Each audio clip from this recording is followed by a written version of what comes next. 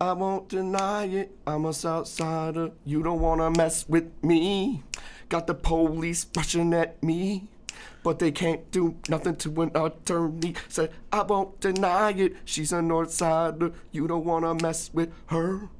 Got the police rushing at her, but they can't do nothing to a shamanic healer. Hey. Hey. Happy Sunday, tomorrow's Monday. This is last fun day before the next work day. So you gotta party like it's your birthday. Amen. Party like you just turned the big 30.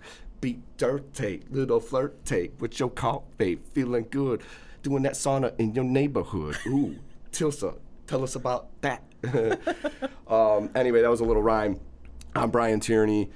This is the Blessed Life University podcast, the Blue Podcast for short.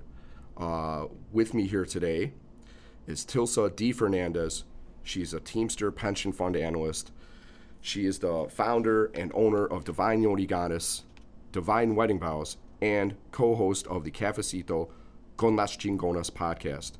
She is a mother of 7 beautiful children. How are you, Tilsa?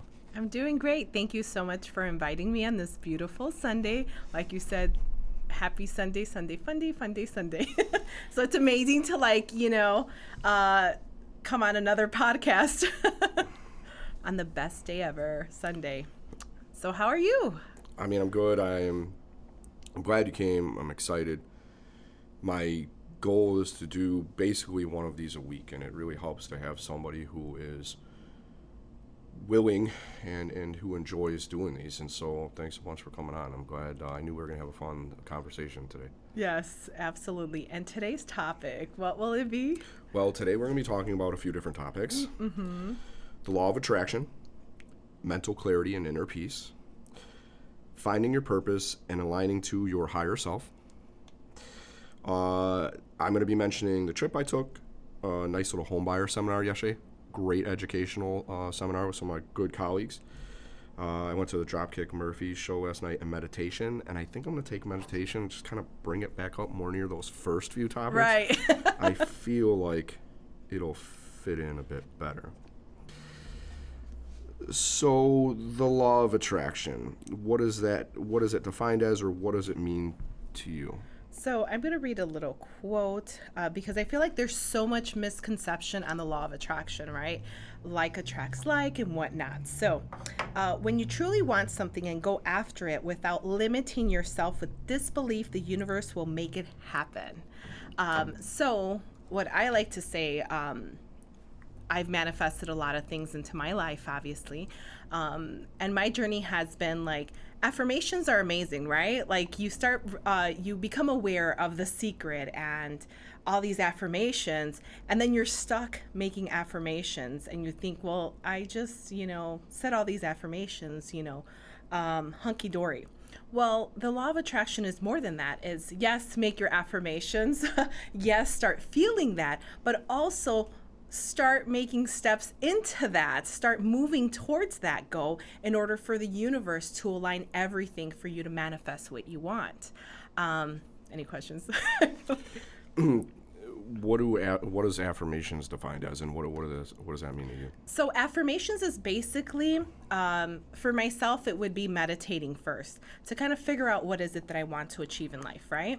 After that, I'm writing things into existence. So I am a millionaire. A lot of people like to have those affirmations. I am a millionaire. I am a boss babe. I am beautiful, all these things are great, right? But do you have a millionaire work ethic? No, you don't. So it's great that you have those affirmations, and affirmations can get you to that vibrational frequency, but you can't just stay there. Like a lot of people like to self-motivate, but they're just motivated people doing nothing. They're like, I feel highly motivated today. I want to be a millionaire. I am a millionaire. And it's like, okay. And then they go back to sleep. And it's like, well, you're just a highly motivated dumbass at this point. Sorry for saying. Just so good at being a dumbass. You're a highly motivated. Just, this is an elite dumbass. Right? Right. Full dumbass. Exactly. So, law of attraction obviously is raising your vibrational frequency to that.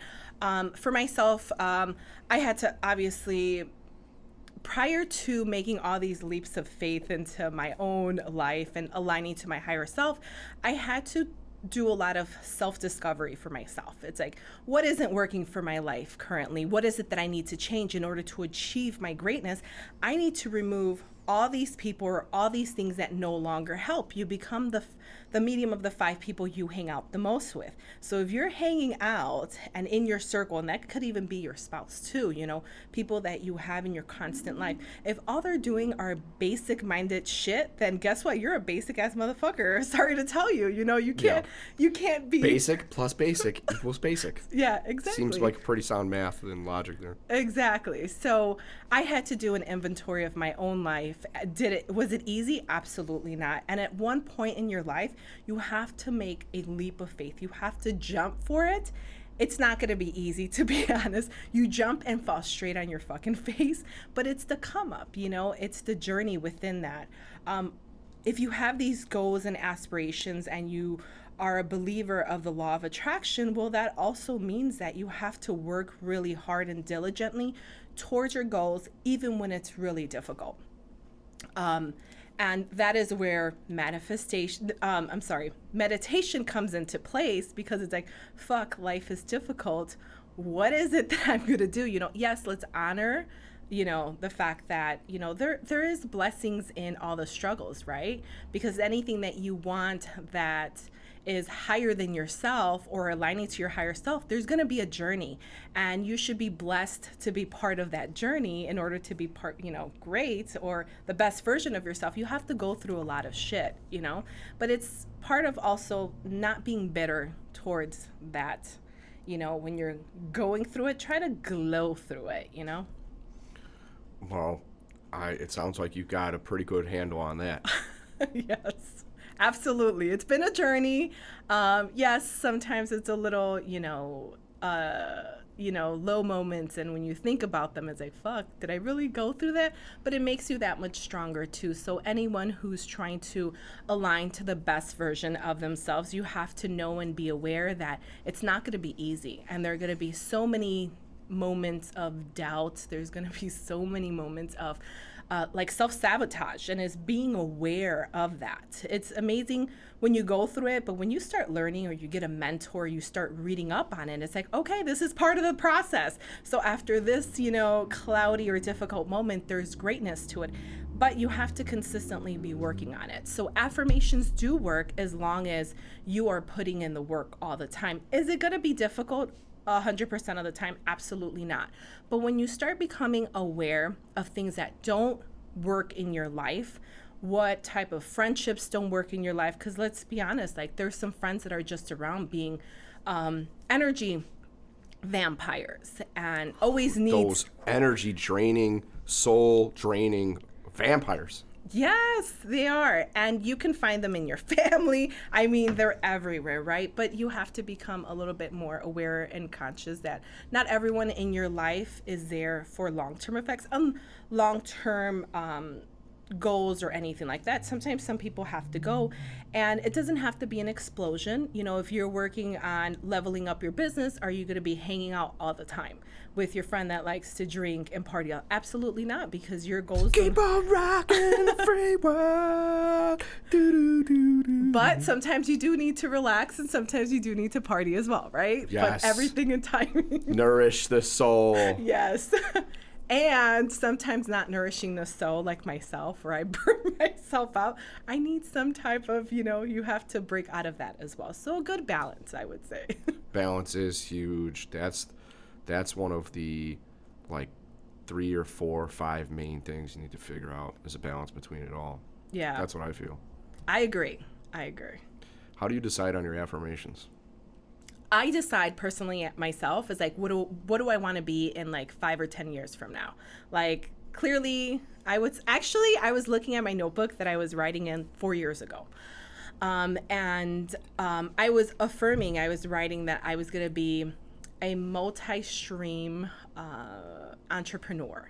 I didn't know at the time that I really was going to be that. I didn't know exactly what, but I knew when I was meditating, when I was listening to Mel Robbins, and I was listening to all these gurus at the time. I was literally listening to people YouTube channels that no one in my warm circle were listening to. And I'm like, fuck, like I'm starting to feel when you start elevating, you start not fitting into your normal circles. And there's nothing wrong with that, but it kind of, you feel a little bit weird at the beginning. So I started writing things into existence, like I'm going to be a successful mother of 7. I knew at the time that I wanted to be single, so I wrote like I am a single, successful mom with multiple streams of income. I just didn't know. So I was definitely writing my affirmations, and I'm that at this moment, to be honest. So it's kind of interesting how I didn't know at one point. I was talking about it. I elevated myself to it. And it's once you start elevating, you also start meeting new people that kind of confirm what you thought at one point. So just because, and I would say this to a lot of people that are starting, just because you're not there, that doesn't mean that you have to stop dreaming. You just need to elevate yourself. You need to write your affirmations, or even mimic some that are online. You know, do they feel good when you start saying them back? Write them on your mirror. So every single day that you wake up and you're having that shitty day, or you're waking up on the wrong side of the bed, you remind yourself of who the fuck is it that you want to be in the future. You know what I mean? You're basically building your own identity. Exactly. Yep. How many affirmations do you feel that you're comfortable with at a time? I would say anywhere between 5 to 10, to be honest. You just think any more than that is maybe getting pulled in too many directions, or it gets confusing? So it depends what you're working on. So I would say personally for myself, I was working on healing myself. So part of that too was also being at peace.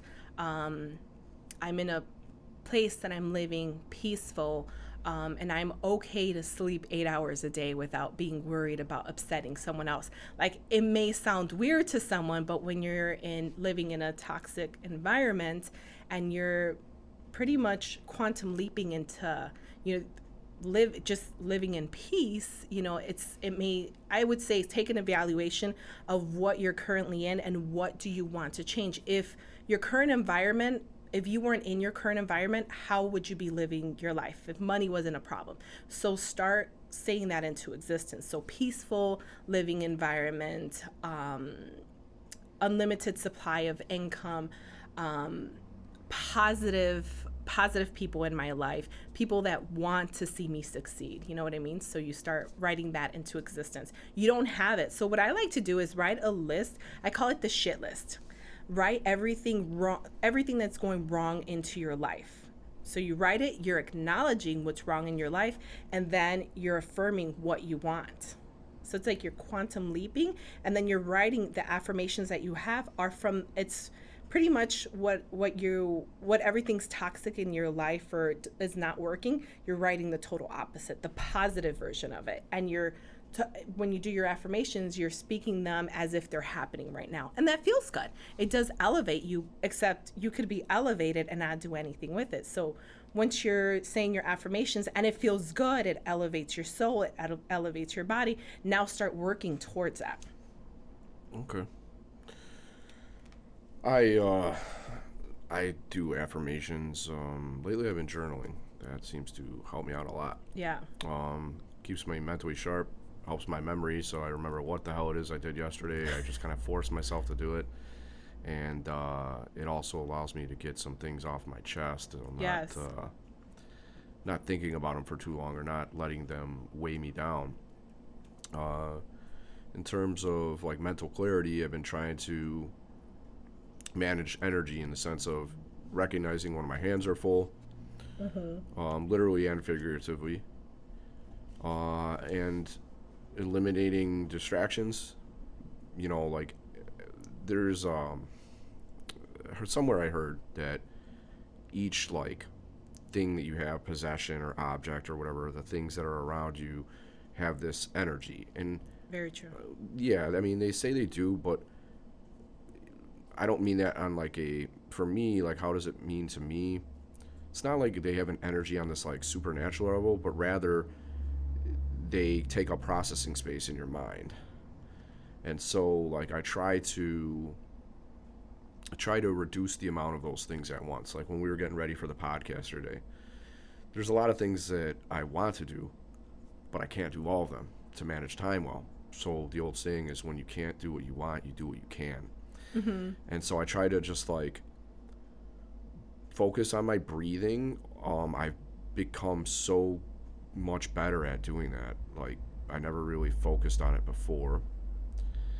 And I feel that it led to a lot more stress in my past and inability to handle situations well. But now that I've gotten that down pretty well, I'm able to decide like what really needs to get done and what doesn't, just so that we can be kind of on time.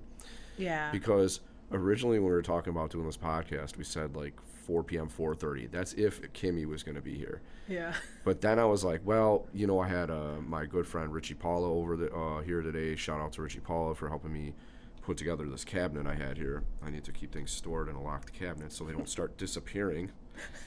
I don't want to name any names here about who's been taking my booze or whatever. But in any event, Oh, dang. we made that thing, and it's like, even a little project like that, we decorated the window in front with our St. Patrick's Day decorations. Nice. All that stuff takes time. So after that was done, I'm also exhausted because I was at the Dropkick Murphys concert last night. And my old rocker body, it was awesome. We'll chat, we'll flush that out a bit later, but it was fucking awesome. And so I was wearing like my winter boots the whole time. It's like, do you know how your feet feel like when you come back? Like, I don't need to tell you if you've ever worn like high heels or something. Like, women's feet are probably like, their bones are just under so much stress and broke to shit. Like, I feel like somebody kind of chiseled my foot away with a hammer last night a little bit. Dang. Like, when they're bunched in there, you're standing the same way. That's why another topic that we'll cover also is self-care, because I'm all about it. Like, I have the Theragun, and when I go down to work out after the podcast, the first thing I'm gonna do is probably yoga stretching. You know, iron out the little wrinkles. That's why I look at yoga stretching. Is you got wrinkles, you gotta iron those out. Yeah. And I'll use the Theragun. I'm gonna use it on the bottom of my feet and everything. It feels so good to yourself, and on the top too. It's kind of bony, so it hits a little weird or hurts sometimes, but in a good way. So I'm gonna do that and then exercise as well. But yeah, mental clarity, being able to like not let things pull you away, because I feel like each thought that we have or goal that we need to accomplish carries weight. It does. And I feel like especially when you're doing an inventory on everything that you're doing, is really important to be grounded. So like I developed that little 3-step system, the Ultimate Goddess Kit. Step 1, meditate and release toxic shit. Like, I feel like you should always start your day off with some type of meditation or journaling. Journaling is very, very imperative, so you can dump all the shit out. If you don't dump that and you keep it internally, then you're dumping that shit out on everyone around you.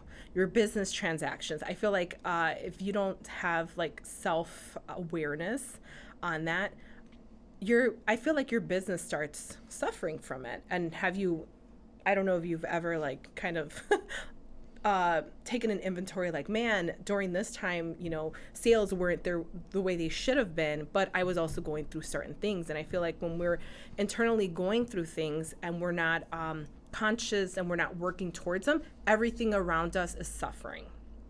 So by doing the journaling in the morning, or even if you have to journal sometimes multiple times a day to kind of dump that, it's kind of like you're dumping the shit internally out, but you're giving it a space rather than just throwing up on everything and everybody around you.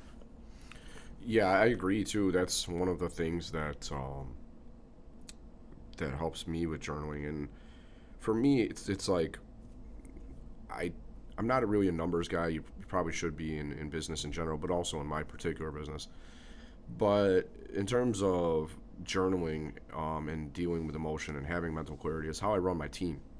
Mm-hmm. And I don't want to create a monster, right? You don't want to create monsters where like your mental energy is bad and you know your team feeds off that, and then they are becoming that way as well. So that's one of the challenges as somebody running a business, is to keep morale high, right, and treat people the way you want to be treated, and try not to walk through your mind with, you know, walk through their mind with your dirty shoes on, right, so that you're infecting them with the negativity as well. Right. And so part of how I do that is, you know, journaling, like I said, the benefits that I've experienced, and one of those things is just to say, like, you know, like one day I had a friend who, you know, changed plans on me and they didn't text me or call me, and I wrote in there, I'm like, that didn't feel good. I didn't like that.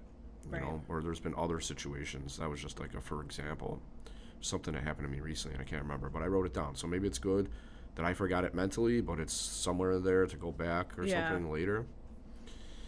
But I like to do it before I get really involved in things, and that's another thing I've learned to kind of manage. Like,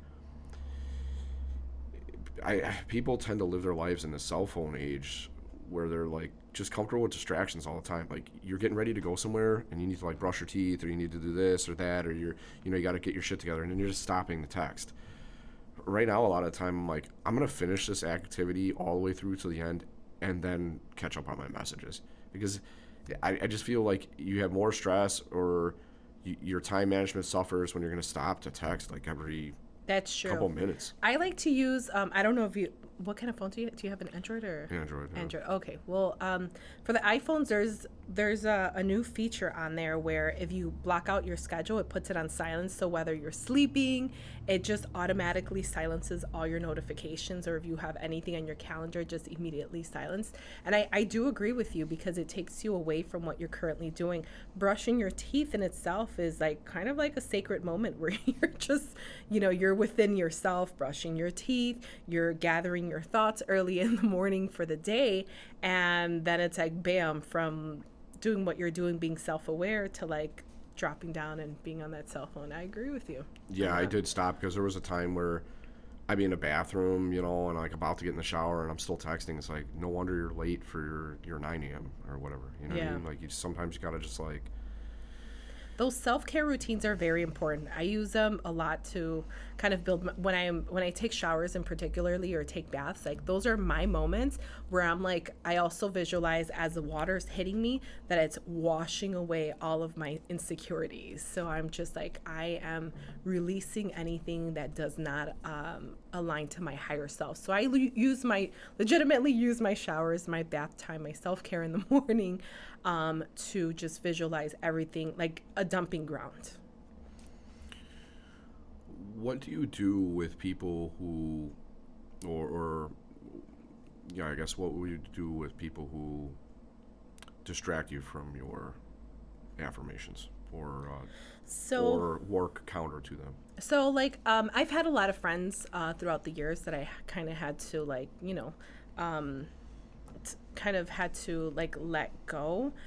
So first and foremost, is it mutual? Like, do we have similar goals? Like, we don't have to have the same thing, same exact spitting goals. But if it's a friend that is miserable during the time, like, do you need healing? Are you open to healing, right? And if you're not, and you're just kind of like in this repetitive negative storm, and you're only calling me because you want to dump on me, like, absolutely not. Like, we can go through that, but know and understand that I'm going to refer you either to a therapist, because I feel like everyone should have at least access to a therapist to kind of go through that. But there's some people that legitimately don't want the help, but they love the toxicity. I don't align to that, so I just have to pull my energy away from it. I agree with what you said, and I'm the same kind of personality type, or I have that in common, that some people thrive in drama, and for them, even negative attention is good attention, and I'm not one of those people. Yeah. I'm like drama free. Like, if I was a product on the grocery shelf, you told me, I was like, oh, 100% drama free. This is what I want. This is Right. a good one. So yeah, I try to avoid people like that. One thing I've gotten better at, though, is like empathy, and thinking about maybe why that person is doing what they're doing, distracting me or talking negatively to me about my beliefs or my goals or my affirmations. And sometimes it's hurt people. That's true. And it's okay to be empathetic towards that, but it's not okay to be a punching bag. So it's also like, I would say for myself as a healer as well, like, there comes a time where you have to draw completely the line. It's okay, and I completely understand energies, and I completely understand that everyone has some type of trauma, right? But where it doesn't become acceptable is when you're consistently being hurt by the same person after you've had multiple discussions. At that point, you just have to like cut, the cord on that. I've been honestly very self-aware of like my energy, like where I'm willing to pour my energy. Like I legitimately don't have a lot of time, so I will only invest my time on high vibing friendships, partnerships.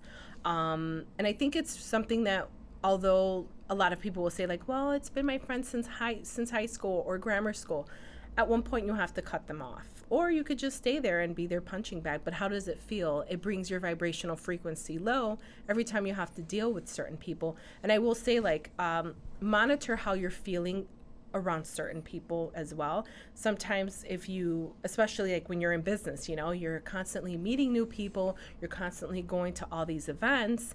Do you feel good when you go to certain places or a certain amount of crew, certain people that, or are you feeling anxious around them? And I always tell people, like, document how you feel around certain people. If you're going into like a business transaction with someone, you're opening a business and you kind of you feel uneasy, well, maybe you need to take a step back from that and kind of evaluate the whole thing.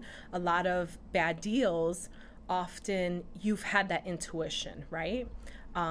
You've had that gut feeling before it even went south. So how do you stop that is like learning and recognizing, like, what are your cues? Like, how do you feel in certain type of situations?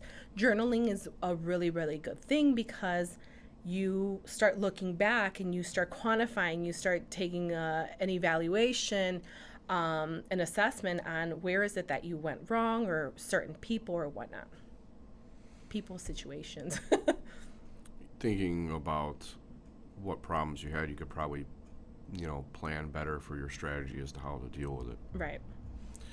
Yeah, the journaling has been very helpful because I can put my feelings there, and I think you and Kimmy will get pretty close because she meditates, or well, first of all, she like journals or whiteboards in the morning, and then does her meditation. So she likes to do a brain dump, get out all the stuff she was thinking about or that's weighing on her, and then meditate. So you journal and you meditate as well? So I like to meditate first thing in the morning. Yeah. So I don't journal. I like to meditate first to kind of acknowledge what I'm feeling. Sometimes I'm not feeling my brightest and nicest self, So with when I meditate myself, I'm kind of like, what is this coming from? Like, where is this stemming from? So when I'm meditating, I'm clearing myself out. I'll often see, okay, well, I'm having a PTSD moment today. I'm waking up, and that's one good way if you suffer from like PTSD, like you don't want to go around leashing that shit out on everyone. You can control it yourself. Sometimes waking up, you had a bad dream or whatever it may be. Meditation will help you get grounded again. Well, I'm no longer back there. I'm here. I'm safe, secure. I have a beautiful place. And then you kind of start gathering everything that went right. So I like to always remind myself every single morning of everything that's going right. So although I'm having these types of feelings that don't align to that, I'm not being consumed by that. Sure, certain deals didn't go well for me. Am I going to dwell on that? Absolutely not. But I did learn a lesson. So the blessing is in the lesson as well. And you don't have to kind of think about like, man, I lost, just last week, I lost a wedding where I was going to get paid $1,200 for just 1 hour of my time. Like, do I have to dwell on that? Absolutely, a little bit. It's like, fuck, I lost out on it. That could have gone to something else. And I felt like it lingered a little bit more.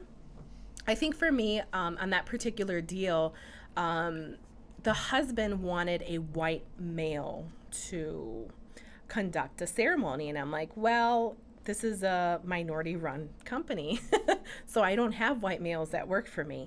And although the wife was on board with me officiating and doing their entire ceremony, he was more stern on that. And he's like, well, can't you find one? I could have found one, but that's not the point. Like, I had to honor myself. How did I feel while they're stern asking for a particular request? I'm like, well, it doesn't align to me because I am able and capable of doing this, but it also triggered, like, every time I started thinking about my job, like, fuck, when I started working here, a lot of people didn't like me because I was the first Latina that came here. So there was a lot of complaints like, oh, she's doing this, she's doing that.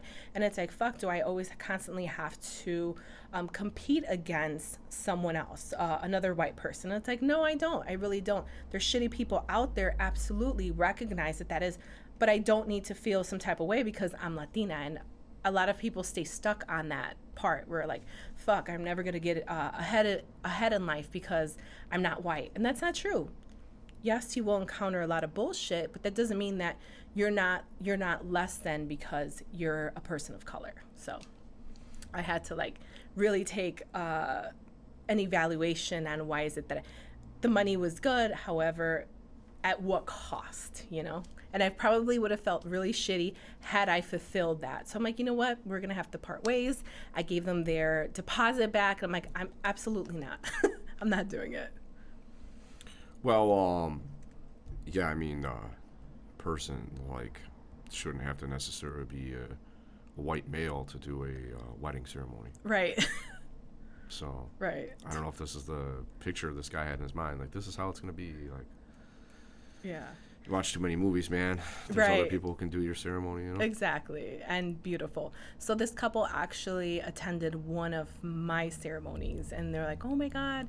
She was just like really, she was really excited for me to do it. And then when they had the discussion on who's going to do it, he's like, well, I definitely want her services. I just don't want her because my family. Yeah, I want the same kind of quality, but in a male white body. If we could get that. And you can't. Absolutely. Go find one if you could find one. So he was willing to pay more, and I'm just like, no, absolutely no. I'm not even going to look for. I'm pretty sure you could find one. Just probably go on Google. Yeah, go on Google and go find yourself a white male officiant. Done. Well, that was a difficult pill to swallow, but yeah, it seems like it, but at least you can focus your. Oh, for sure. You can focus your energy on the next opportunity because I feel like you shouldn't get or I shouldn't get personally hung up on a opportunity was lost because it probably wasn't meant to be for the better, and I can just search for the next opportunity or go find the next opportunity because it's out there. There's just so much opportunity. There is. So, so I will say that day when we had our Zoom call on Tuesday, it kind of spilled over to Wednesday. And it's like Wednesday, normally I have 2 to 3 leads every single day. That's pretty good. Yeah. So I was just really just upset over the whole thing, but I'm like, am I upset at why is it, I just had to dump that out. This is why I'm upset over the whole thing, obviously. But then I just, honestly, I had to take it a little step further. I had to write down everything. And then I signed my name on the piece of paper, date and time. I signed. I'm like, and I expire feeling this way. I ripped it up and I burned the paper. And I'm like, and let the universe take its course, take it away. I get slammed with leads on Thursday. Like, hey, we saw your services, you're bilingual. I'm getting all these weddings left and right. But it was after I released that toxic bullshit. And although it wasn't too toxic, it was just the fact that he wanted me to get this particular officiant for him. And I'm like, no, this is a minority run business. I'm not going to accommodate your fuckery. Have a good day, gave you your refund, and all of a sudden I send contracts to all these people, and I'm like, my bank account's just going bloop, bloop, bloop, bloop, bloop. All this money is just coming in. I'm like, oh wow, I declined one wedding, and here I am being compensated, and that's exactly how the universe works. The universe loves you. Exactly. The universe loves you. Yeah. Right away you get that opportunity back. Exactly. Tenfold by eliminating the bad one. Exactly. And not only that, I had 2 services this past weekend, freaking amazing, and I got more leads from it. So it's just because you go through a bitter moment, I would say always acknowledge it, meditate on it, because obviously you're feeling it internally because it's triggering another, something that happened in the past or whatnot. Address it and then move on, address it. Hey, I really had to write it down. I felt like I was doing some kind of freaking spell work or something. Like I gotta burn this shit off and let the universe take its course, take it away. I'm done with it, and bam. Like once I open my phone up early in the morning, it's like bloop, bloop, bloop, bloop, bloop. I'm like, okay, I like this. Thank you, universe, Yeah, if you're good to the universe, it's usually good back. Absolutely. It's a great relationship. Very beautiful thing. Yeah, it is. So for you, meditation, you check in on your feelings first? Yes. Both physical and mental? I do. And I would say it works for me because I am a mom of 7. 2 of my children, one's in college and the second oldest is living with his dad for the remainder of his senior year. So I need to fill my cup up every single morning before I start helping everyone else. So for me, it's a way of grounding. I have to get 5 other children that don't like to get up in the morning. And instead of being this raging person that I can be, it's like, let me fill myself first. Let me be okay first, and then I can in turn take care of everyone else. And I would say the days where I don't get up to meditate first, my kids feel it. They're like, did you meditate today? Just go take 15 minutes and we'll just. I'm going to meditate on putting my foot up your ass if you don't get moving. We got to get you this one. Yeah, so I have a bit of a strict routine in the morning. So I get up 5:45. I don't even brush my teeth. I get straight in my mat. I take my chakra tuning forks and I'm just aligning my chakras early in the morning. Yes. And then once I'm done with my thing, if I need to write something down, I'm writing it afterwards. That's kind of how I dump my shit out. Like I'll write it down, and if I need to burn it, take an extra step to burn that shit, I will do it. I need it. Then of course, obviously I do my brushing my teeth, doing all that stuff, get my high schoolers up. That's my first drop off is at 6:30 with my older kids. Drop them off. Then I head to the gym, get my workout in for 30 minutes, 40 minutes. And then I head back. I'm calling my younger kids like, hey, is everybody up and ready to go? Or I'm on the camera. We have a camera system. So I'm yelling everyone get up. I'm going to be there in 10 minutes. And they're up and ready to go. It's like a friggin' like an army drill. Everybody move. Yeah. You got 10 minutes incoming. Exactly. So I am exactly that when I don't meditate in the morning, when I'm running late. So anyway, then I get them, obviously everyone's squared away. And then I start my day. Then I log into work. I start getting everything done. But if I don't check in with myself at 5:45 in the morning or 5:30, whatever it is, my day isn't good.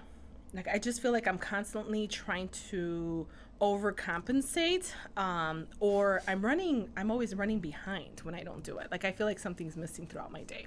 So taking time actually helps you to manage your time better. Yeah, it does.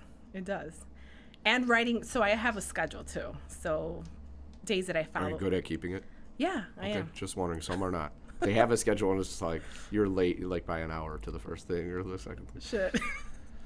Yeah, I know. So, I work from 9 in the morning all the way to 4:30, or I try to log in a little bit earlier, 8:30 to 4 in the afternoon, and bam. And in between, obviously dropping off the kids, picking them up. So I'll take my lunchtime when it's pick up or drop offs. I'm sorry, picking up from school. From the pension fund analysis? Yeah, so I work from home, so I have a lot more flexibility. So I'll take an extended lunch, and that's normally me picking up my kids. Flying first class up in the sky, in the fast lane, living my life glamorous. Ooh, ooh. Yeah. So how does affirmations, how does it fit in with the law of attraction? Because you're speaking it into existence. So you have to feel like you already have it in order to get it. And then other people kind of believe you already have it, or they help you get it. Yeah, I mean, people fall in place. Everything just, to be honest, it just starts coming together. That one client I lost, and then I'm overcompensated. It doesn't really matter. I will say opportunities as well. I did, just last year, I did holistic expo, and I was a guest speaker for Divine Yoni Goddess. And that opened up so many things because I met so many practitioners. I now opened up, I'm in the process of opening up my own healing center because I did that nice jump. I put myself out there, and it's like, man, I'm meeting all these amazing people, but I also had to remove a lot of people along the way. Like you can't get better quality if you're still hanging out with shit. Like there's no room for better quality people. So people who are lesser quality can make you feel strong feelings that you need to separate from them? Yeah, pretty much. Yeah. So believing you already have it, that's what Yes. affirmations is all about. Like, I am making the decision to have it, and therefore it will be, and I'm investing in it, and other people will invest in it too. Yeah. And walk into that. Step into your, so like my step 1 is meditate, release toxic shit. Step 2 is elevate, and that's where the affirmations go into place, because now that I'm no longer being pulled to this lower vibrational frequency, I dump that shit, right? Meditate, release toxic shit. So now when I get to my second part, that's where I do my affirmations, because now I'm feeling good. Now I'm feeling rebirthed for that day or whatever. And that's where the affirmations come into play. It's like, what is it that I want to be? I want to be booked all the way to 2023. Damn. And guess what? Like, I have clients going into 2024. It's like, okay, thank you, universe. So, that's how kind of it works. This is what I want. So now I'm even reaching out to like venues, like, hey, I'm an efficient. Here goes my information. Here goes my prices. So now I have even venues contact me like, hey, we just shot over like 5 clients over your way. You think you could help them out? Sure, I can. Always say yes. Even if you could manifest other efficients. So now I'm expanding my team because I can't be at every single wedding, right? Now I have a place where I'm going to be doing pop-up weddings too. So, everything starts, and you have to be open and receptive to what was Pop-up weddings? pop-up weddings. Yeah. Like we're doing a pop-up party. Like, we're getting married next week. Just be there. Is that what a pop-up wedding is? That's how it's been working, to be honest. A lot of people, they go and get their marriage license. They go to the judge, get married, except now when you get married by a judge, you have to make an appointment. By the time that appointment is there, your marriage license expired. So it's like, what the fuck am I going to do in between now and then? So that's how I get all my traffic, is like, oh shit, like, can you marry us? But this is what we want. And I'm like, oh, well, now I have a space for you. So I'll get a few clients, obviously do this little, they're like 2 to 3 hours, the pop-up weddings. So I can have up to like 6 clients, 1 location, 1 day, and maximize my energy. Wedding number 1, we got Jones and Smith coming up here. Yeah. Like, all right. Wedding number 2. Yeah. That's awesome. Yeah. I love that. Sounds like you're doing good business. It's getting there. One happy couple at a time. Yeah, one happy couple at a time. And it's also really important, to be honest, to be in a relationship where you are each dumping positivity in each other, and you come together. Power couples, it's really important. So not everyone that I interview will get married by me. If I feel like this is going to end up in a divorce, I just refer them low-key. I think you should have marriage counseling before, couple counseling before you take that step, because you could essentially ruin your fucking life with the wrong person. So, well, I hate to see opportunity in despair and just tough times, but we could do a joint venture on a divorce party planning company, set up an LLC. we could do that too. Yeah. There's actually, so you can, I forgot what it's called. I think it's ruin your dress, or like you wear the dress you got married, your gown, and you just trash it. You trash the dress. That's what it's called. So you can do your divorce party, walk into your dress, and everyone's just trashing it with you. That's kind of crazy. I don't like destruction or waste. But it's your wedding, your divorce, so it doesn't matter. You could burn all the shit together.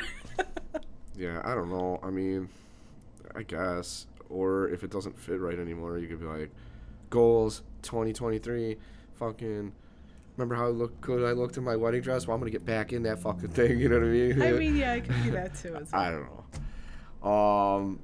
But So divorce parties coming near you. maybe we'll have to come up with a cool name for it. Yeah.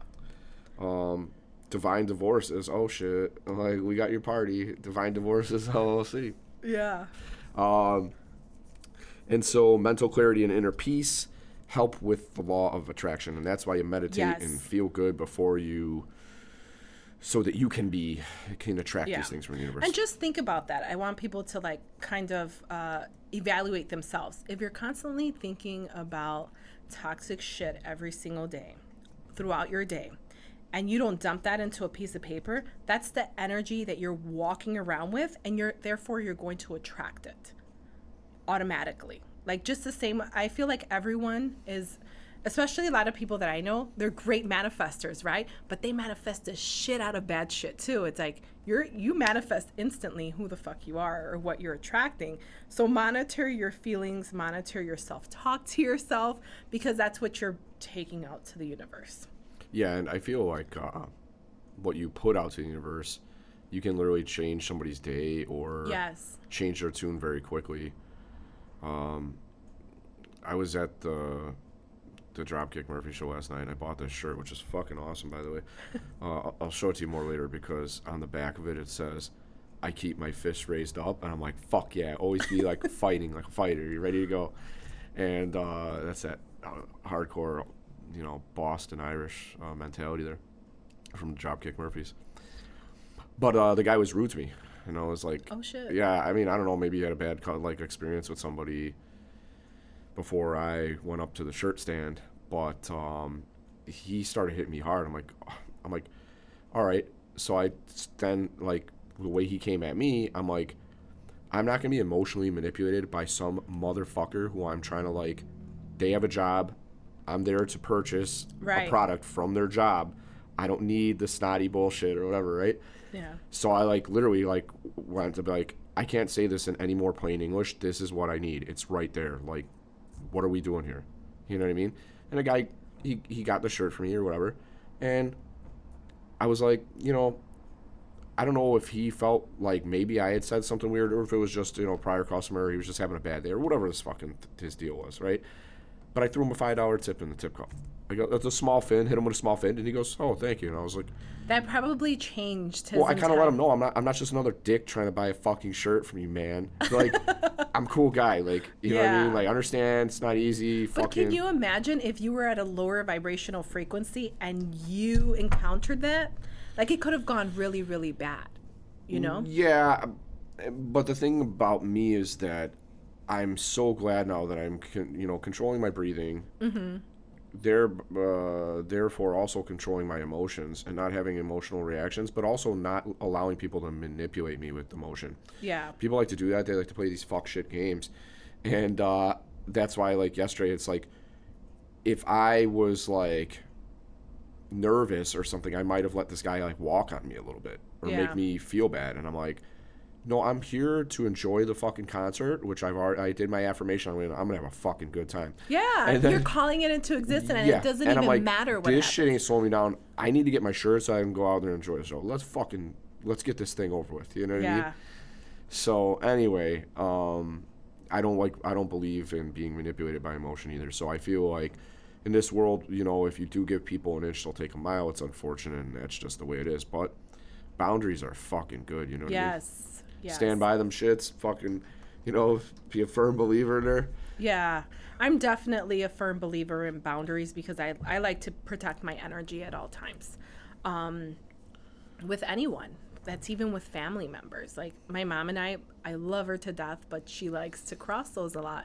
And it's like, hey, I'm no longer a kid. Like, this is what my household is running. You can't make certain comments. Like, she sometimes likes to, I don't know what is it with Hispanic moms. Like, they always want to switch your place up to what they want it to be. And it's like, Ma, it doesn't work in my household. Those comments, you don't even need to. Like, I would say, like, I'm extremely independent to that point where, like, no one helps me with my children. It's just me. I do solo all the time. And I'm okay with that.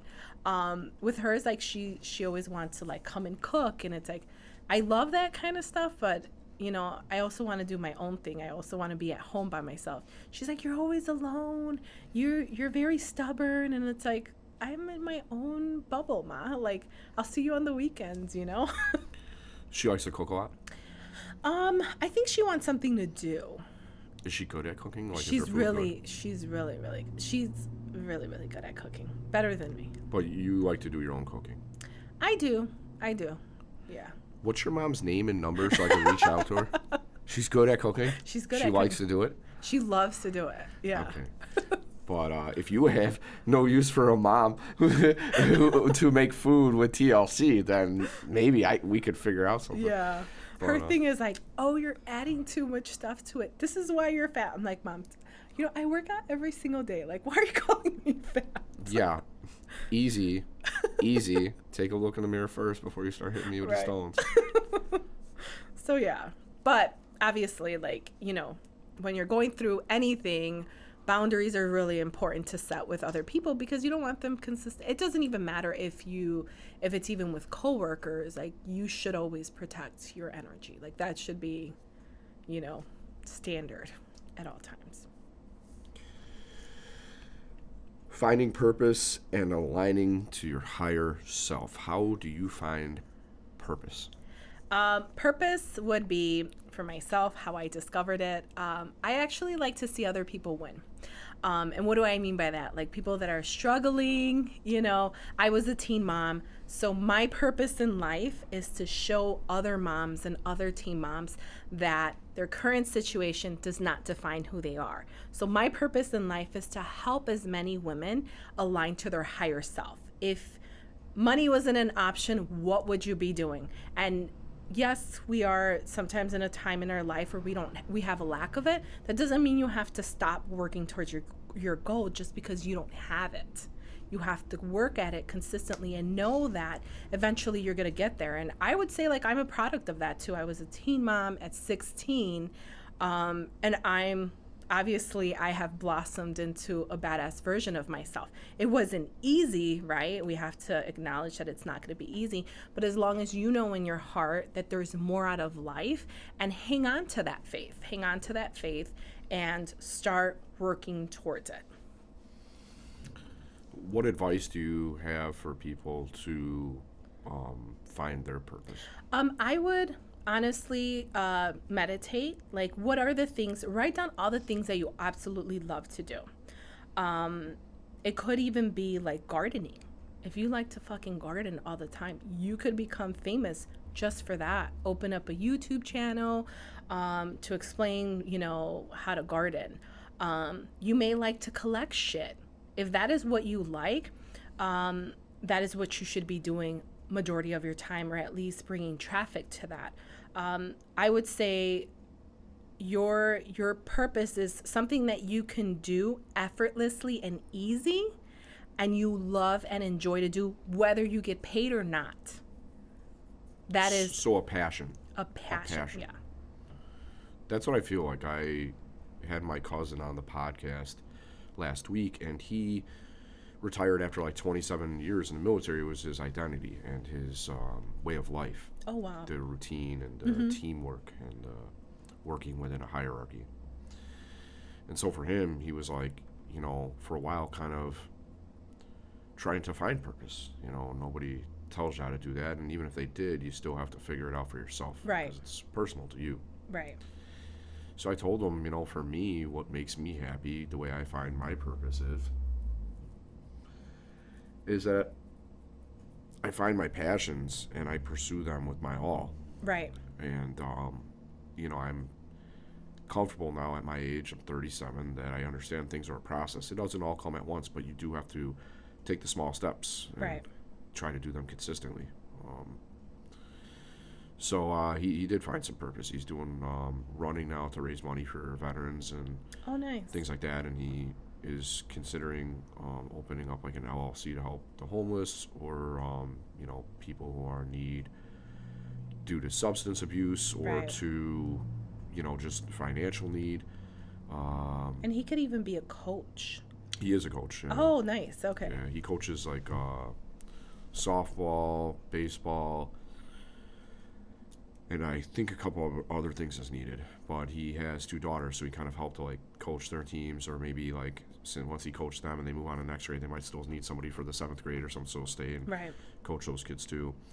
I think that part of the passions are a lot of time or not. I don't want to say a lot of time they usually. That's like a lot of the time, most of the time.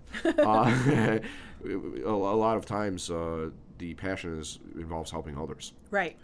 And I don't.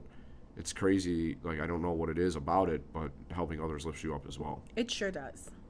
It really, I would say, that is when I look back too at like a few of the women that I've mentored, and it's like where they started and where they're at right now. Like I take pride in that too, because it's like, man, I'm so happy that we cross paths and you're doing so much better than I am. You know what I mean? And it's acknowledging like you can plant seeds of hope and wellness into people, even if you yourself are not there, just by giving them bits of information, or if they're open to whatever service, like for myself is like healing, Reiki, shamanism, and to have people that trust me in their journey to actually be that foundation for them to blossom. It's such a beautiful feeling.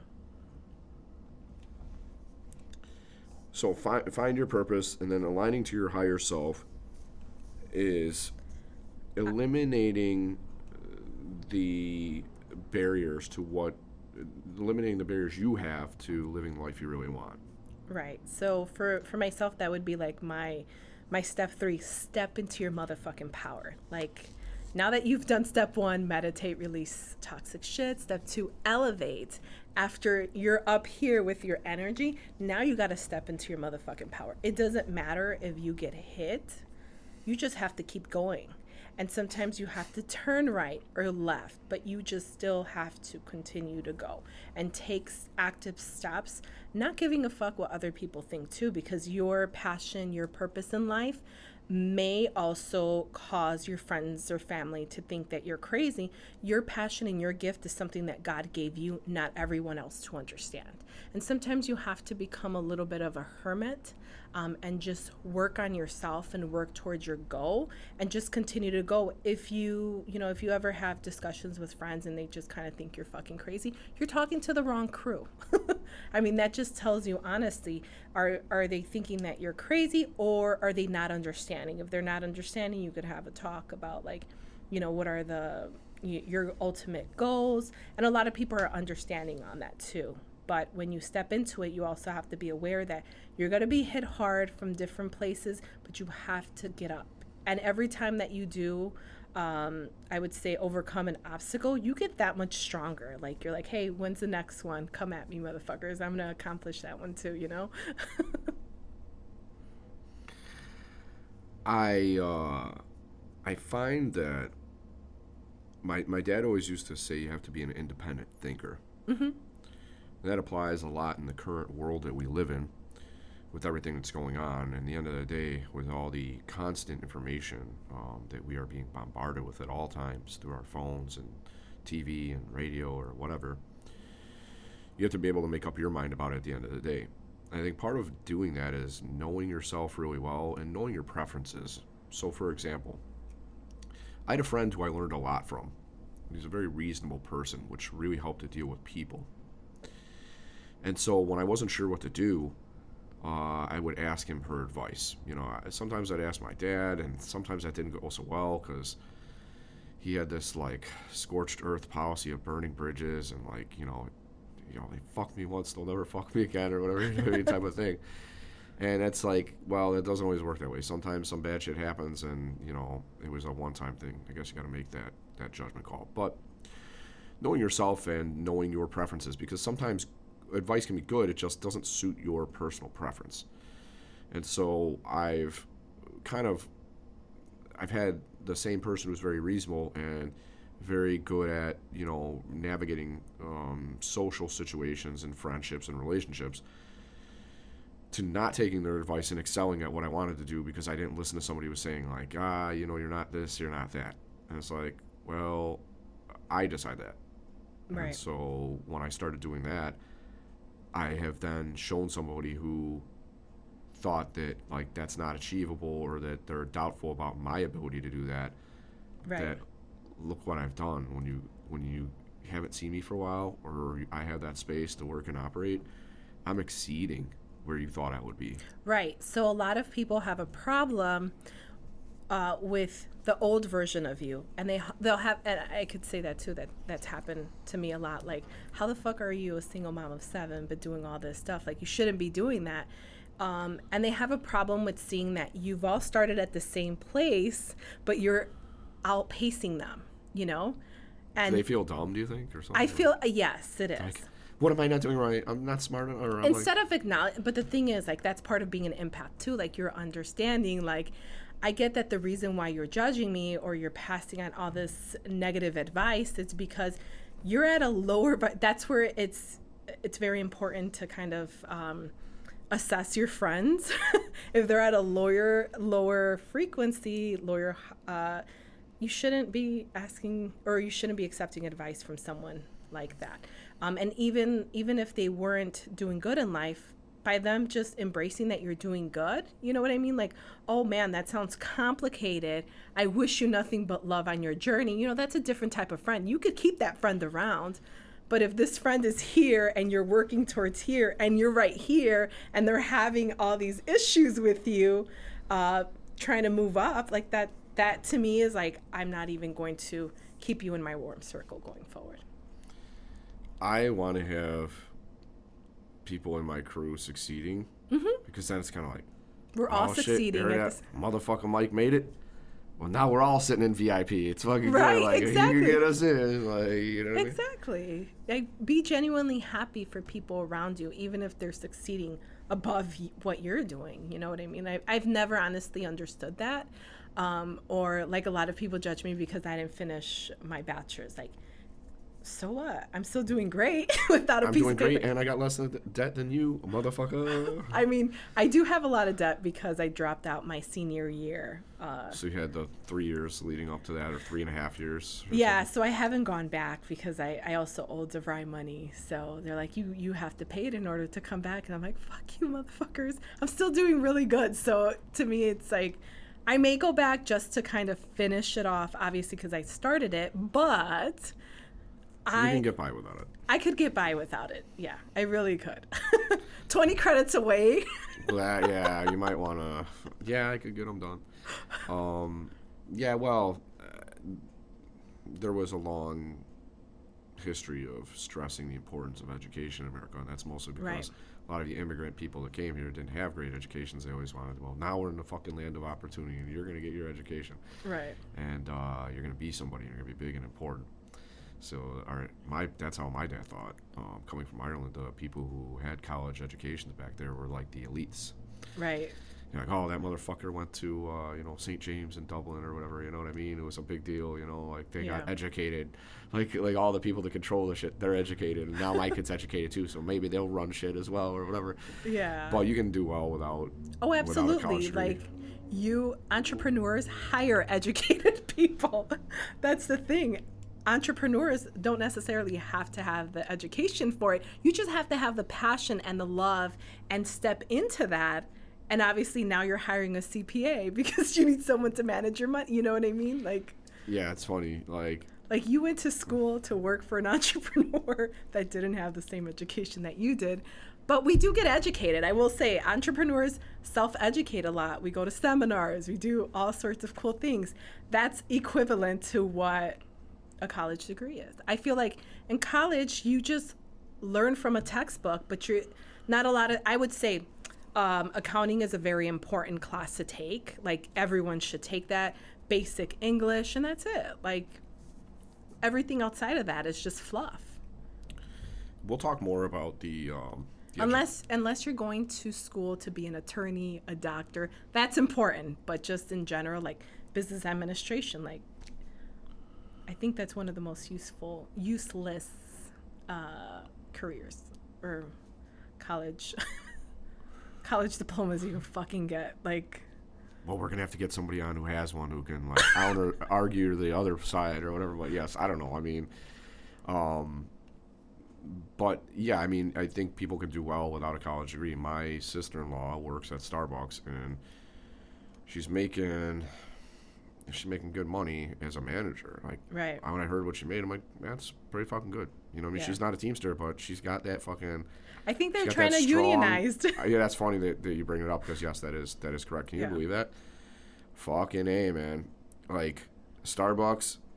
Maybe the wages should have been a bit higher because you're charging $20 a cup or whatever. Like, you mean to tell me you can't come up with more? Exactly. Yeah. And another thing is, one thing that my sister-in-law told me is that COVID was very challenging for Starbucks. So the thing in terms of working there and dealing with people during COVID, and so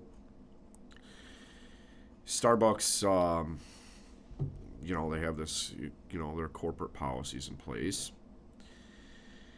And she was saying it was very stressful for her to have to play COVID police and for the baristas to play COVID police. Like, Yes. she's like, I get homeless people to come in here to try to buy a cup of coffee, and they don't have their vaccine cards. So now I got to argue with this homeless person about, I need to see your vaccine card. I can't fucking serve you here.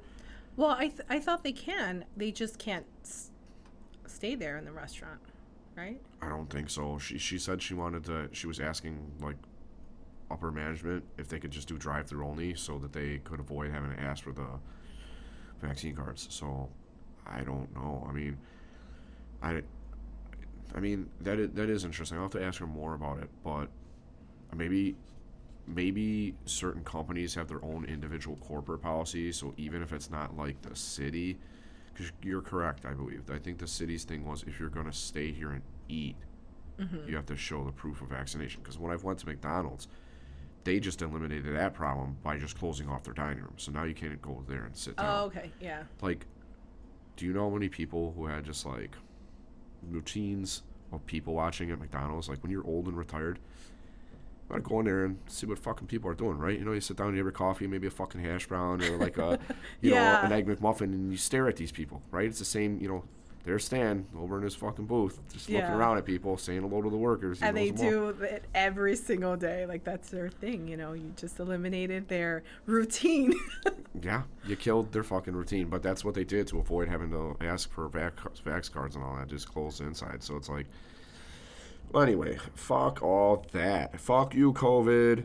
And Fuck the city mandate for vaccination. Yes, cards. freedom of choice all day Yes. long. Freedom of choice. Freedom by the ton for everybody. I agree. Freedom.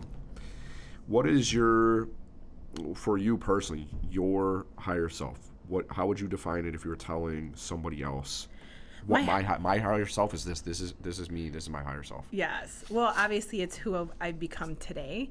Going after my dreams and aspirations relentlessly. I did have to remove, obviously, my ex from the picture, but in order Big thing out of the way there. it was like, it was big. It was expensive to get rid of, but sometimes you have to do that if you're not, you know, in a relationship that's reciprocal. So who I am today is, I prayed for being the woman that I am today. I prayed for my affirmations of being this woman that has multiple streams of income, being a woman that wasn't afraid to learn, to be open and receptive to different business ideas, downloads.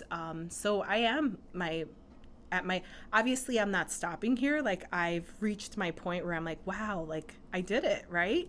And now I'm aspiring to do other things, like, now that I have my center, which was something that I was thinking about for the past 3 years, I now have it, got the keys on 2/22/2022. So it was a magical day for me. 2/22/22. So now I'm thinking of, like, possibly doing it converting it into a nonprofit, because I do want to have a system where I'm helping other people and not having to work so much, not having to worry about the finances. Yes, I'm going to have my paying clients and my pop-up weddings, but I also want to help teen parents. I also want to work with, like, the police department, helping them with meditation.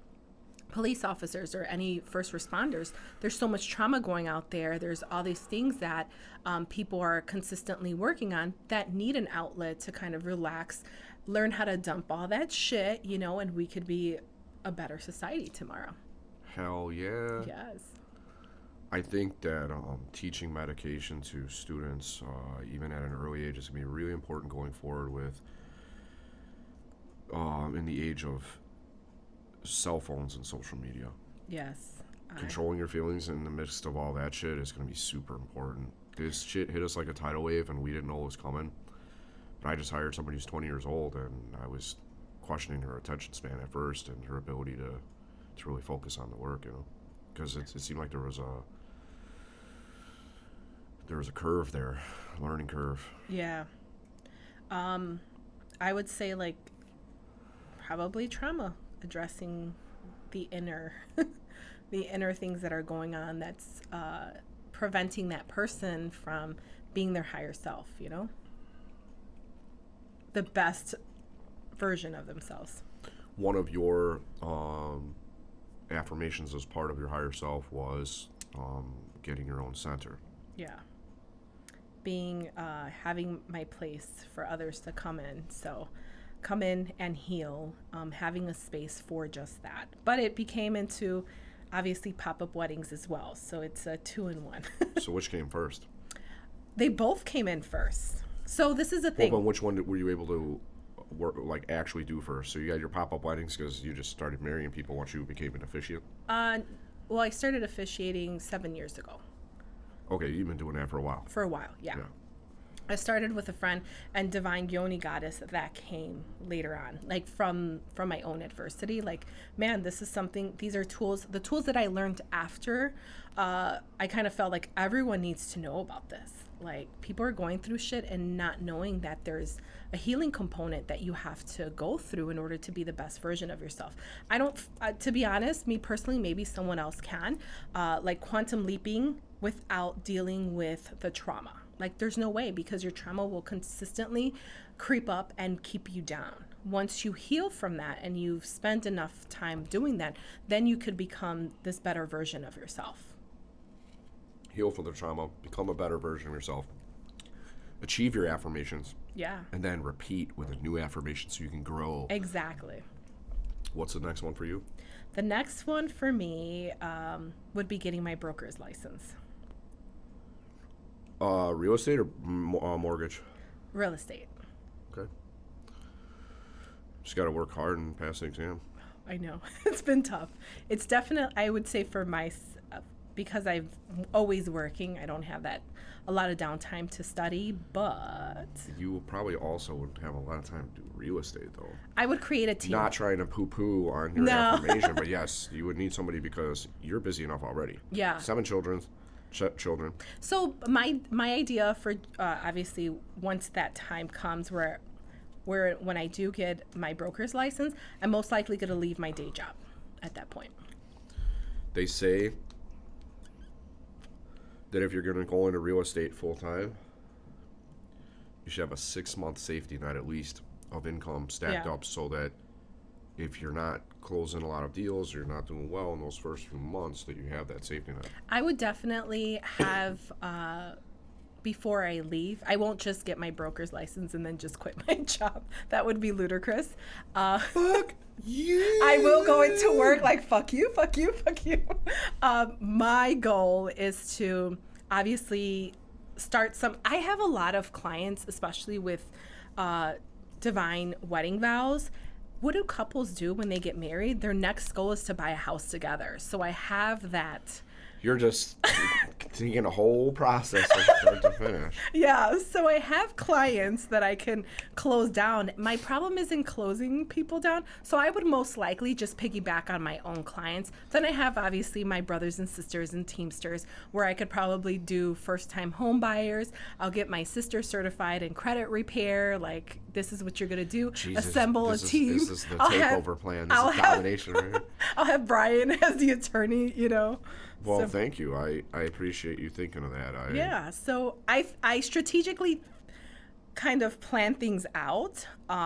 You know, like my baseline as an entrepreneur is always Divine Wedding Vows, because that's what produces effortlessly and easy for me. But I also enjoy writing ceremonies. So that is my money maker right there.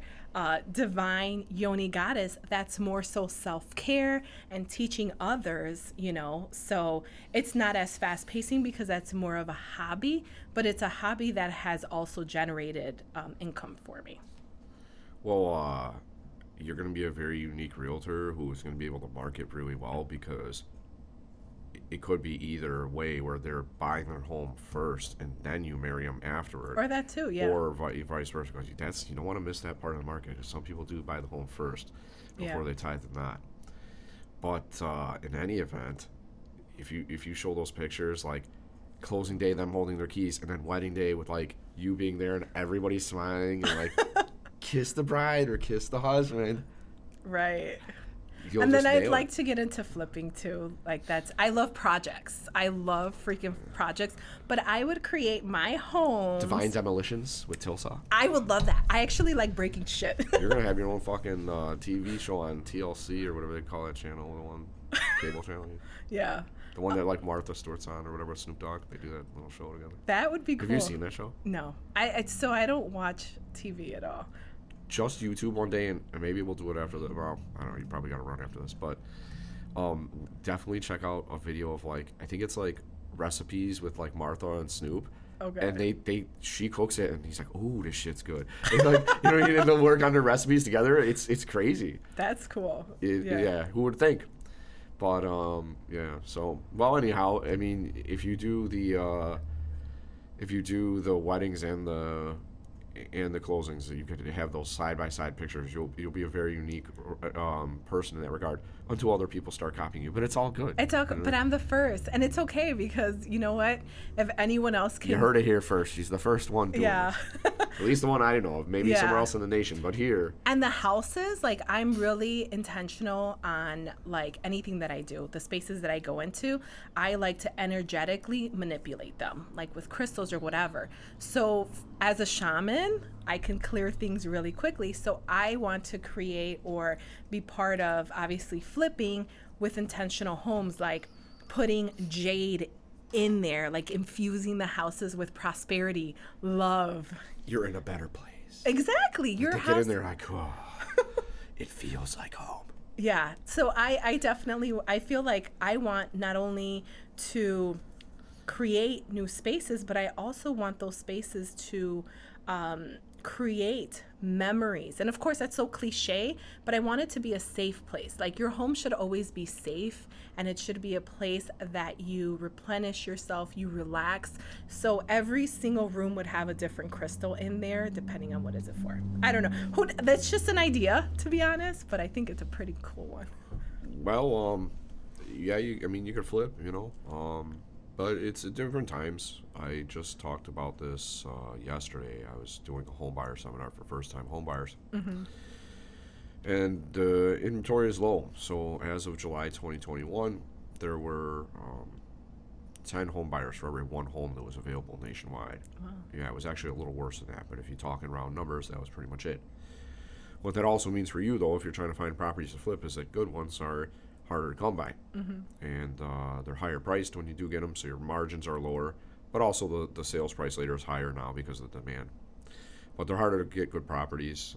And then when you get in for your first time, boy, this is the first time jumping into the deep end, because you're in there, you have bills to pay on that home while you own it, Right. and you got to get it done and done right by a certain amount of time. Did you accurately assess how much work was going to have to be done? Are you going to make money at the end of the day? And do you have people you can trust in your team? Like, I've had myself, it happened to me. I have a friend, the contractor doesn't finish the work, or they never started at all. Oh, shit. And you're paying interest on that loan each month until you can sell it or refinance or whatever you got to do. And you're paying the bills, all the bills that go along with the property, taxes, insurance. I would definitely get a mentor before I do any of those major projects, because those are huge curveballs. Well, yeah, you want to interview a couple of contractors. Probably the thing that would speak the highest volumes is references. So if they have a portfolio of work they've done, okay, well, that looks very good. I like the work. How long did that take to complete? How often were you there on the project, on average? Because some of the guys, what they'll try to do is they have a limited amount of staff, and So they'll have that person at this job just one day out of the week, and they make like a little bit of progress, and it's enough to shut you up until they come back the next week. And they're either focusing more time on bigger jobs, or they're doing a lot of different jobs and just trying to spread it around, like, we'll be back next week or whatever. This is all we could get done for today.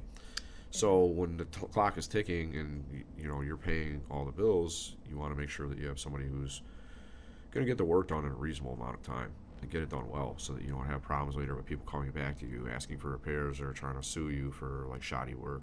Yeah. But it's all good. There's a way to do it. A lot of people do it. People do it all the time. Right. People who are not even on our level are doing this. So if they ain't on your level, you can do it too. You know what I mean? Like, that's the way I look at it. There's my little words of inspiration for the day. If they're doing it and they ain't on your level, you can do it too. Right. I agree. Anything else you wanted to tell people about finding their purpose and aligning, to their higher selves? Just have faith. If you're currently not in a time or place in your life where you're happy with everything that's going on, have faith and start working towards being the best version of yourself, bigger and badass version for yourself. Reach out to mentors, go to therapy, work on being you, work on knowing who the fuck you are. A lot of people are just living and not really knowing what do they like. They're just kind of working and just whatever. Like, there's more to life than what you currently are living or going through. Well said. A couple of topics I wanted to touch on real quick. I went on a trip last weekend to a beautiful Cross, Wisconsin. Not a lot of pollution up there. The air is real fresh when you get out of the car. A lot less crazy stuff goes on up there, and it's very relaxing. There's like mountainous bluffs all around your... It does feel good though when you go to Wisconsin. It's just so relaxing. Like, it's a different vibrational frequency out there. Yeah, it's like if chill mode drank Michelob, That's it. that's fucking, you know what I mean? Yeah. Like, that's the vibrational frequency, and it's pretty fucking awesome. Like, you really have to slow your energy down when you're around people who don't deal with the constant bombardment of traffic in every direction and fucking That's people true. all over the place and right next door to you. These folks are spread out more, and they move a little bit slower. I wouldn't say a little. I would say a lot slower. Yes, I'm saying a little bit slower, right? Okay, I'm sorry. Yeah, no, but yeah, a lot slower, right? It's just because it's the pace of life, the pace of Yeah. it's not the same. No, They're it's like, not. If you come in with some really quick city slicker fucking energy, or you overload them, they're like, yo, slow the fuck down. Yeah. Like, they'll actually start getting upset because they think you're trying to be rude to them, like you're rushing them. Like, oh, sorry, I didn't mean to walk up to you while I was like ordering on Amazon and talking on the speakerphone and telling you to like ring my shit up. Yeah. Like, they're not used to that. But No. that shit here is kind of like, It's normal. yeah. Oh, hey, girl, what are you doing? Oh, I'm just over here in the grocery line, like, checking out. Like, okay. Well, what about the cashier? Like, don't you want to check in with them a little bit? You check with them too. They're the human being that's like, providing you this service of scanning your shit, totaling up the bill so you paid for it. Yeah. And you're not even going to acknowledge that they're there. And it's like, then you got other people behind you.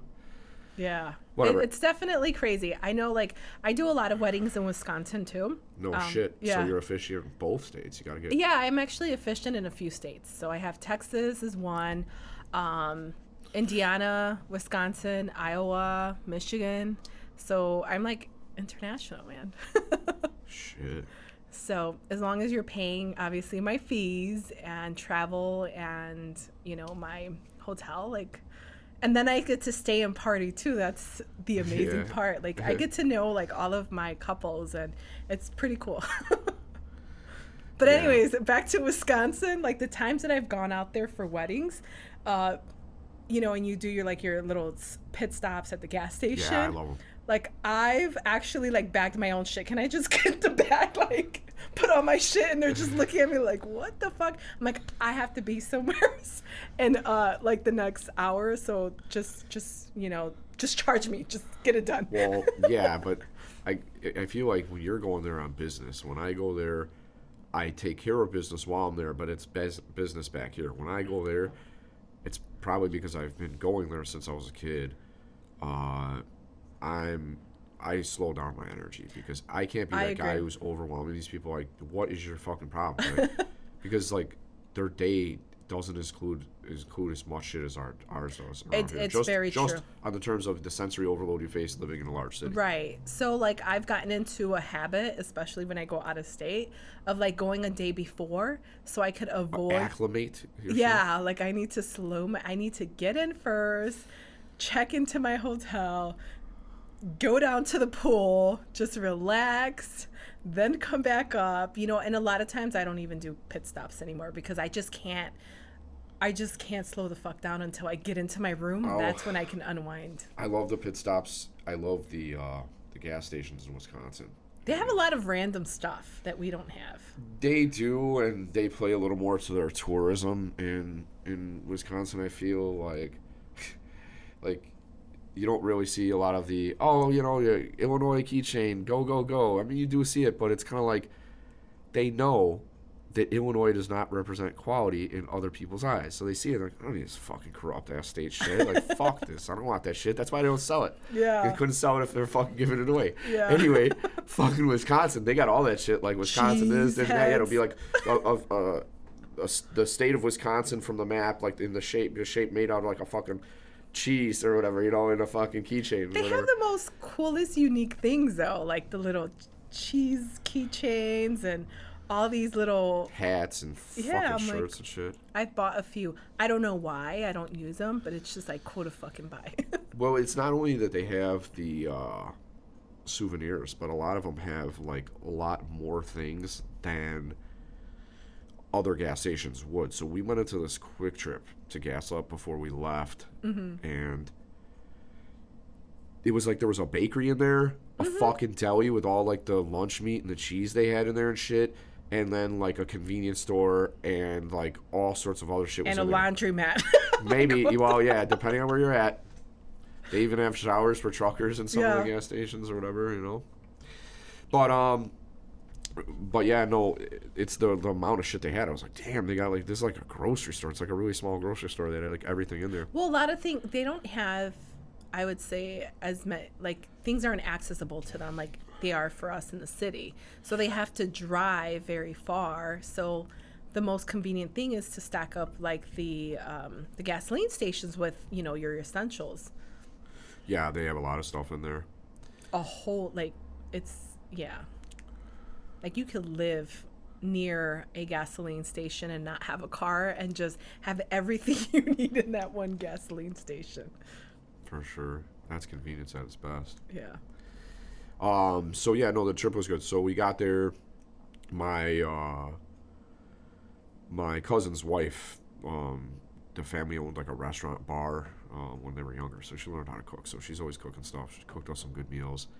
They took me to this awesome restaurant on the I think it's called the Black River, and it was like, it wasn't like a gourmet spot, but the food was really good, and the view was really good. So we're looking out at like the trees and stuff leading up to the bank of the river, and then it's like just all white everywhere, and it looks so pure, and you're like, you know what I mean? There's all this chaos going on in the world, fucking Putin and Ukraine, but we're out there, it's peaceful and shit. It's a blessing. And the fucking food was so good, man. If they know one thing up there, some of the breakfast spots you go into and shit, it's like that home southern cooking almost, but it's in fucking Wisconsin. You get the eggs in there, them hash browns, and they're buttered up and fucking made with love, Yeah. Like there's this place called Wendy's where I go to eat close by where our summer home is at. Goddamn, she makes her shit with love. That shit's just fucking delicious. But anyway, we went to this restaurant. Food was really good. We did a podcast out there. It was really cool. It was the first time I ever did one away from the office or outside of the city of Chicago. And so that was really cool because that's my passion. Didn't want to miss a week. I'm always trying to do them. So I'm like, I'm just bringing this shit with me now. Right. For that one, we had like the shirt mics. So we did that. That's cool. But I wasn't going to bring these all the way out there. And like, what am I going to do? Hook them onto this guy's bar so they can look really cool. Look at us. We're doing the podcasting the proper way, the way they do it on the big podcast shows. Right. It's like, you have a really successful podcast and you guys are on Skype or whatever, right? Like that's or what is it, Skype or FaceTime, or what do you? We use Zoom. So we record out of Zoom, and your we're not podcast is doing well, you know? So we're each at our home. You know, sometimes I have my kids in the background, and it's just. Thank you for doing this one though, because you have to drive to come here. Yeah, you're welcome. I would bring the studio to you if I could, but it's kind of stuck here. Yeah, well, you know, I have birds too, so even if the kids aren't home, they'll be chirping in the background. Caw. Oh, they're annoying. Beba likes the attention, so she literally just flies to me and she's just chirping around and nodding her head and saying random shit like, "What the fuck? Like, what's wrong with you?" What the bird says? What yeah, the fuck? she's like, "What the fuck?" And then she's like, "Bitch." I'm like, Did she what? learned that from her owner, probably, right? I don't know. Not the owner. The what the fuck part, yes. Yeah, that's what I was thinking. Yeah, but we had her. We call it bird kinder. So we have her watching birds talking all day long from an iPad. So she can learn their shit. Yeah. Oh. Terrible idea. Yeah, when they start saying like the CCP is like great and shit like that, you're gonna wish you had never let them watch that fucking TikTok or whatever. Yeah, like no, man. But she's good. Most of the time, she's good. She's just very clingy, and it's not good in a podcast because she will be loud. Yeah. The reason I said that cacaw thing is because my family, like my father-in-law, it doesn't matter what type of bird it is. Even my wife does this. It could be like an eagle, it could be a hawk, could be a crow, which is the cacaw. Cacaw, that's the crow one. Any type of bird, it could be a parakeet. I mean, they would still. That's the sound they would make about like them chirping. It is funny. Sunday, when I was out there, my little cousin had a gymnastics meet. And They take that shit real seriously. Yeah, they do. So, well, first of all, in general, gymnastics, you know, and a lot of money goes into this, and they have to pay to make to have their own individual dance routine made, and they have to pay for all the the outfits and all this stuff, and it gets expensive. They got all this bedazzled shit on there and whatever, and and so it was out in Minnesota. So the drive was awesome. Oh, you actually went to Minnesota? Well, they took us. So we're in La Crosse, Wisconsin. It's very near the border of Minnesota, and the Mississippi River runs along that area between Wisconsin and Minnesota. And so this fucking meet was like 2 hours away or whatever, and it's like the typical scene from a movie. You get 10 minutes away from the house, you're saying, "Oh, I forgot my grips" or whatever. So we have to fucking double back, get the grips. We take the song right. It's beautiful, and on the way there, I must admit that I was researching how to promote podcasts while I was driving there, so I didn't take it all in, but I took enough of it. I mean, the thing is about being around family, like Dropkick Murphy said, if you think your family is crazy, you should meet mine. And it's kind of like, yeah, like they're the fucking dad's arguing with the daughter, the whole thing in the fucking car or whatever. Like, I'm just going to read how to promote a podcast or whatever. Yeah. But anyway, good. God bless him. God love him. No disrespect. But yeah, no. We went up to Minnesota. It was great. And these people are so nice in these fucking small towns or just areas where, like, if you show them kindness, they kind of, like, take you into the fold, like, unofficially. So I get in there, like, everybody's super nice, and there's the lady, she's, like, putting up a sign about what they were selling at the concession stand. And I was like, I'll be seeing you in a few minutes. I'm really hurting for coffee. She's okay, no problem. We're going to have it made shortly. And then when I came back, she had the cup already ready to go, like my coffee made for me. I go, that was mighty nice. Yeah, I said, where's the tip jar? I'll throw a few dollars in there. Yeah.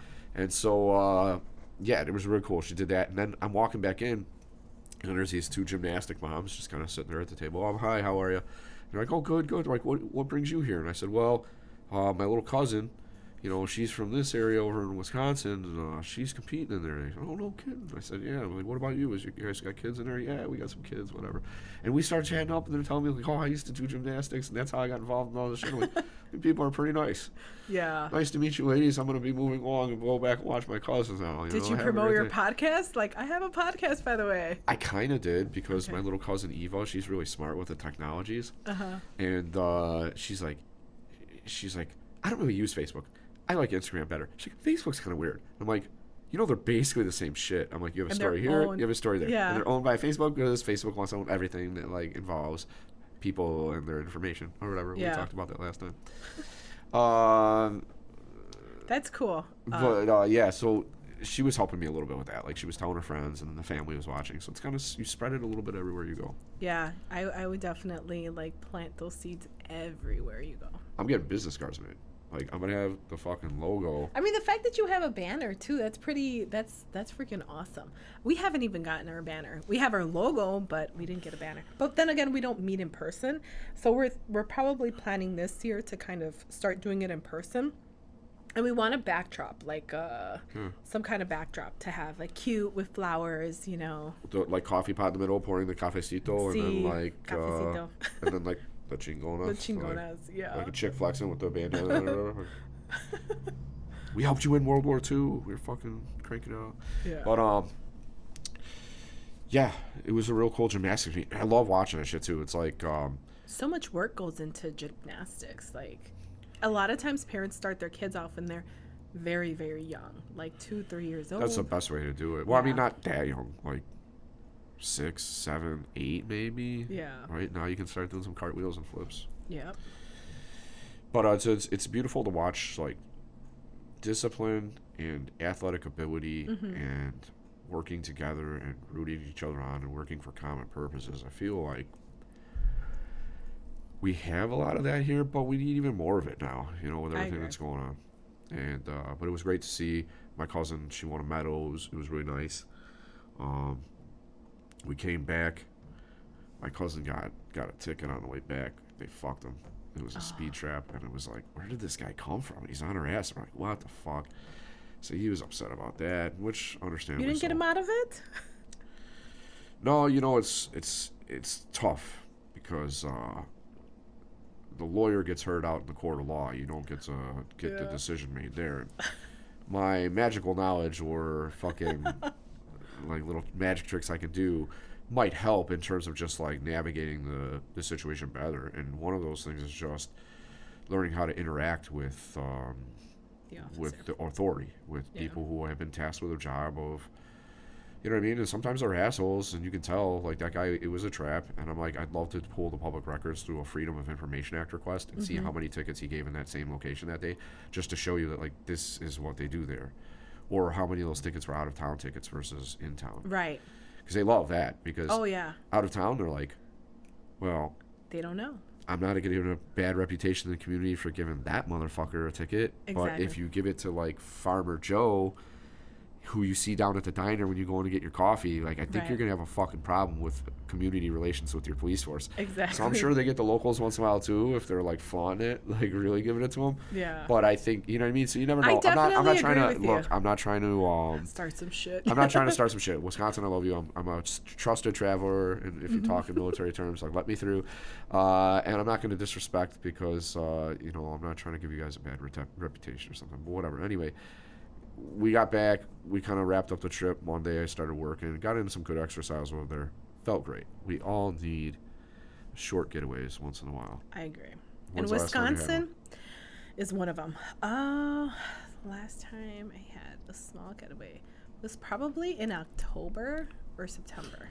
And I was at Wisconsin too for a wedding. So I just decided to book that entire weekend. Stay while we're Yeah, there. just stay longer. But it was really nice to just get out there.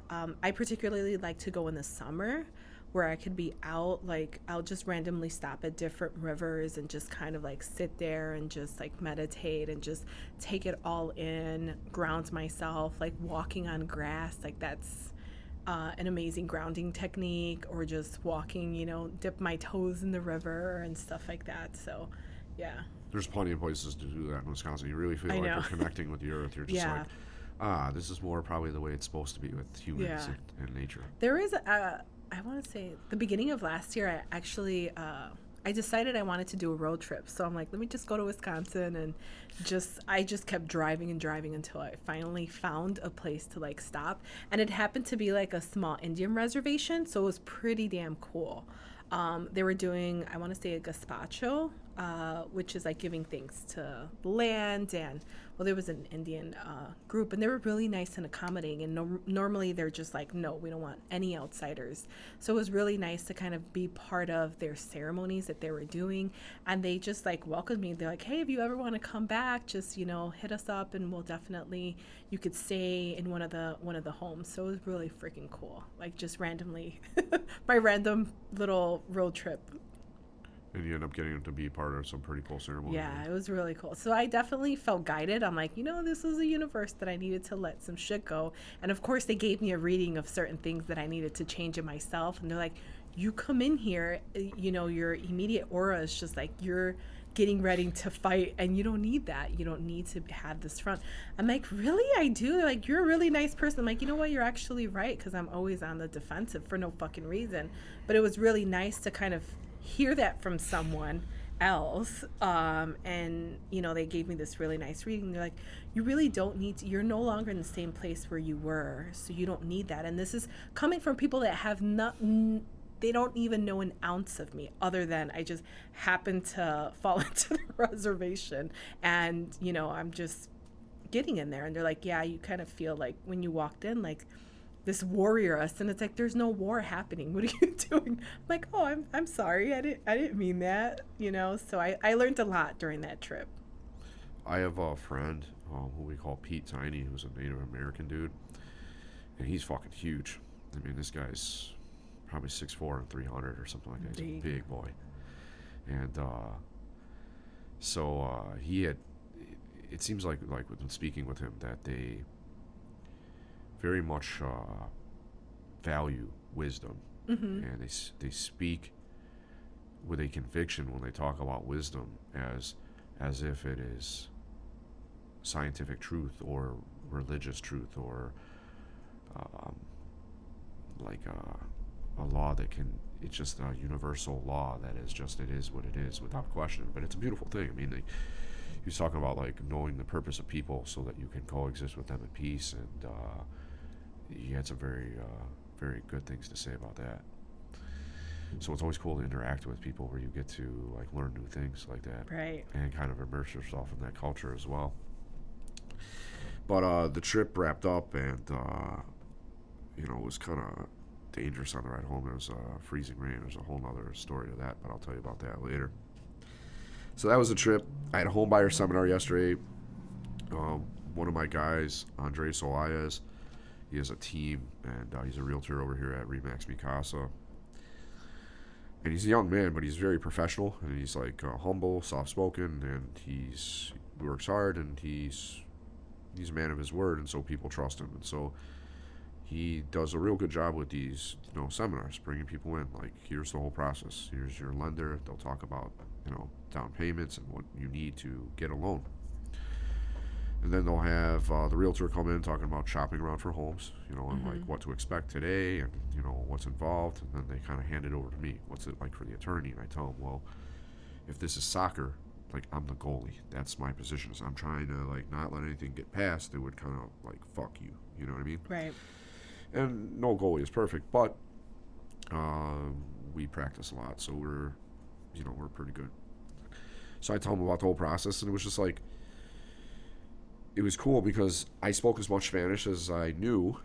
There were English-speaking people there as well, but it was, I think it was mostly people who, you know, spoke Spanish. And so I always try to like show with like mi confianza and shit like that. Just like, you know what I mean? I go out there and like I know something, you know what I mean? And I can understand what you're saying pretty damn well. And so that went really well. But I had my friend Ruby as my like co-host translator for the thing, so I would describe it. And they had it actually written in Spanish because we have our documents that we like, our representation agreement, these things, we have them in Spanish as well. Oh, nice. So we're going to start using those. We made them a while ago, and then we had somebody review them for accuracy, and then you know, we're kind of good to go there. But we had that, and then she was helping me out. We had this really good flow. It was like I feel like I've made so many breakthroughs in like conversation and business planning and all these things, seizing opportunity more recently because I've got my breathing right and I'm more focused, and I I've eliminated a lot of distractions, and I'm focusing on me. It's funny how like you take all this time away from the rest of the world, but like somehow it's like it pays you off tenfold when you get back out there. Yeah. So I'm doing well, and the buyer seminar went very well.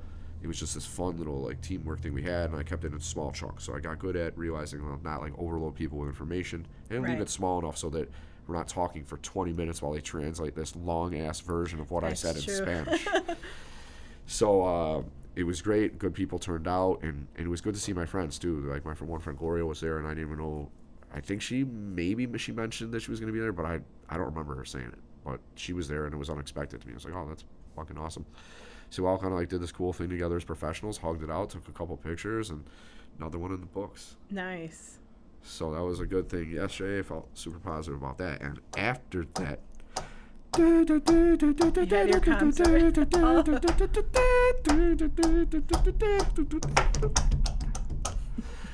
Dropkick Murphys for shipping up to Boston. Whoa. They played at the Radius Where's in East Pilsen. It's near. Oh, okay. It's near like Cermak and Canal. And they have a pretty big ass parking lot on site, which was super fucking awesome because it didn't look like there was anywhere to park like nearby, and you wouldn't have to walk that far in the cold. And what if somebody hits your shit? So I paid for parking. It was like $30. I'm like, best decision ever. Yes. I didn't realize it was like connected, like it surrounded the venue. So it was like the back wall of the venue is like all fenced in and with a lot. And I was like, fuck yeah. And so I went with my friend Sally Martinez. I was trying to get her on the podcast today, but she had a birthday party thing going on, so we could rap about that as well. But I went and I bought a few tickets. So my friend and her daughter had never been to a concert before, so I treated them, and I got my friend Sally as well. So we were going with a crew, but they went separately, met us down there, and her daughter had a friend with her, and I don't know if it was her first concert too, but it was my friend's daughter's first concert. So I got her like one of those band shirts too, because I went up and got mine. And I was like, pick one out when you want to commemorate it. Like I remember the first time I went to a show, I probably have, and I really want to find it. I think I might have it at my current house. If not, it's back at my mom's where I grew up. It was one of the T-shirts I bought from the first concert. You need to buy a T-shirt every concert you go to. You probably should, but they're getting more expensive now. They were expensive back then too. It's an investment in your memories. That is true. I mean, I had some that were like worn, like just from being washed too many times. You're supposed to flip them inside out so the logos and shit don't crack, and then you put them on the delicate cycle and then hang them out in the shower and like on some hangers to air dry. After or a some while, shit. you just don't care. Just put them in the wash. I guess it all has to have battle scars. But Dropkick Murphy show. I can't remember the opener's name. Really good dude. He was doing like acoustic stuff. And we get in there once we got settled in, and he was playing, and most of the people weren't wearing masks inside, and there were a few, and it's like, you know, what's the mentality? Maybe it's fear. Maybe it's, hey, this is still the rules until Monday. Maybe, I don't know, they don't want to offend anybody else, but most people were not wearing their masks, which was a nice thing, because if we're going to stand there for fucking 3 hours. It doesn't matter if you're wearing a mask or not. If you're really, in an enclosed space. Also, yeah, albeit it is a very high ceilings in there. So even though it's enclosed, the air should spread a good bit. But whatever. I mean, when you're in that close proximity and you're indoors, you could get it. Most likely it'd probably be when you're at the bar sitting there fucking breathing in that nasty onion COVID breath of the guy next to you or whatever, waiting to get your drink. But the place was huge. So on the 28th, which Monday, right? Tomorrow? Yeah, that's tomorrow. Shit. It is. Fuck. See, I don't even know. Time flies. So they're removing the mask mandates and the vaccine cards. I think that's what I heard. The most recent information is at first they were just talking about the mask, but now I think Lightfoot said that it'll be the no, you don't have to show your card anymore either.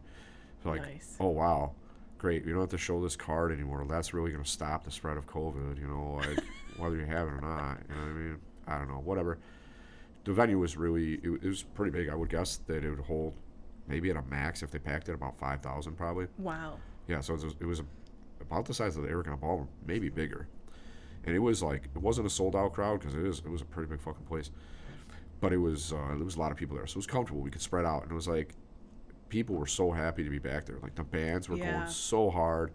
You know, Dropkick Murphys are, you know, they've been around for 20 years, so these dudes are not like 20-year-olds anymore, but they seem like they stayed in good shape because they were bouncing around, fucking dancing across the stage and fucking all this. And, you know, the bands were just saying, hey, you know, this got canceled because of COVID, and it's good to be back, and fucking, you know, we're just blessed to be here. One of the bands was from Australia. It was cool to hear them here because Australia, they went through some crazy shit during COVID. They have fucking concentration camps there for fucking COVID people. That's Or like, fucking you're COVID crazy. sick, you get to be thrown in there for quarantine for the next week or two or whatever the fuck it is. That's crazy. I mean, the shit that's going on right now is the very reason I do this podcast, is to keep on speaking freely during all this fucking crazy shit that's going on. And it's going to get more and more important as time goes on with everything that's going on now with the Russian invasion of Ukraine, which will be another topic for another day. But the first two bands we had, this like the Rumjacks, this rowdy ass Irish band, they fucking were they were better than I thought. I'd heard some of their bigger hits. I'm like, yeah, they're not bad. Live, it's a different story. It was one of the best shows I've been to, and I didn't expect it at all. Because some shows you go to, like, it's a couple of bands that weren't like themselves, or they must think, like, are you tired out or something? You just fucking didn't really do it tonight. But they did, and then we had the Bomb Pops after that.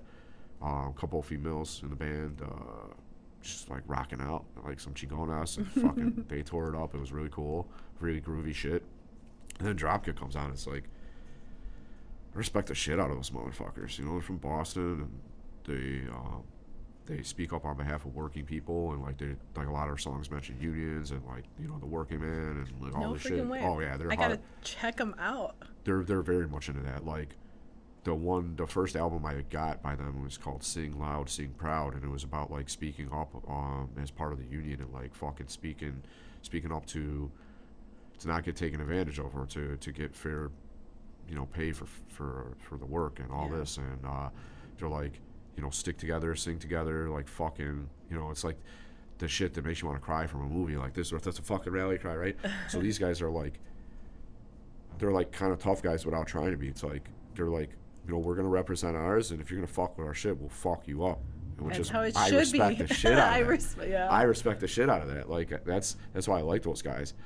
And you know, some of those people in Boston, I was listening to like Rogan and other comedians who've done comedy shows there, and they're the one guy, I think his name's like Greg Fitzsimmons, the most fucking Irish name you'd ever hear, right? Which I'd have to look. I think that was actually one of the high-ranking Teamster officials had a name, something Fitzsimmons, back when Hoffa was in power. I used to read up on Hoffa a lot when I was younger, because like I wanted to go into labor law, and I thought I was gonna be like a labor lawyer, so I was like, why didn't you? shit changed when I got into law school. I just got more into business law. You could still do it. Yeah, well, I mean, I still support working people more so than ever before. I don't think that unions are the only answer, but I do think they have their place. They declined for a long time due to corruption and intertwinement with government, because they've been in bed together for a long time, especially in the state of Illinois. We're like the perfect example of that. They make movies and shows like The Wire and shit about stuff like this. Yeah. But when they are needed, like, you do need that collective strength, you know. One individual can be broken, but many together with the same purpose, it's harder. I agree. I totally agree. I do want to mention that there is a new international leadership with the Teamsters. Remember we talked about it a little bit briefly? Yeah. So Hoffa's no longer in it. He retired, and, you know, now we have a new leadership, international leadership that's taking effect in March, this next month.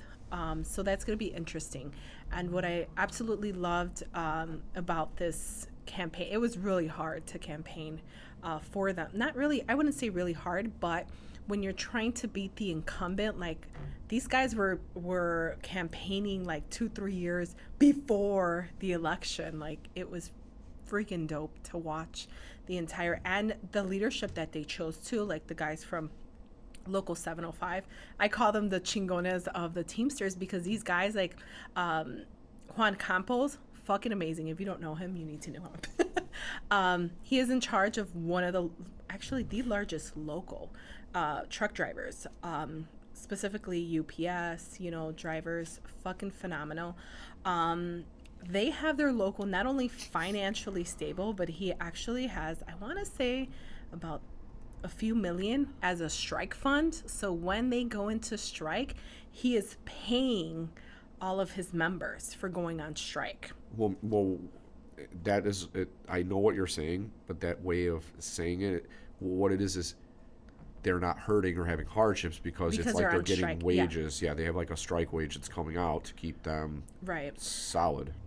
However, in the Or in international level, in order to get that strike fund, I believe we had to be out on strike for about 7 to 10 days in order for the international to kick in.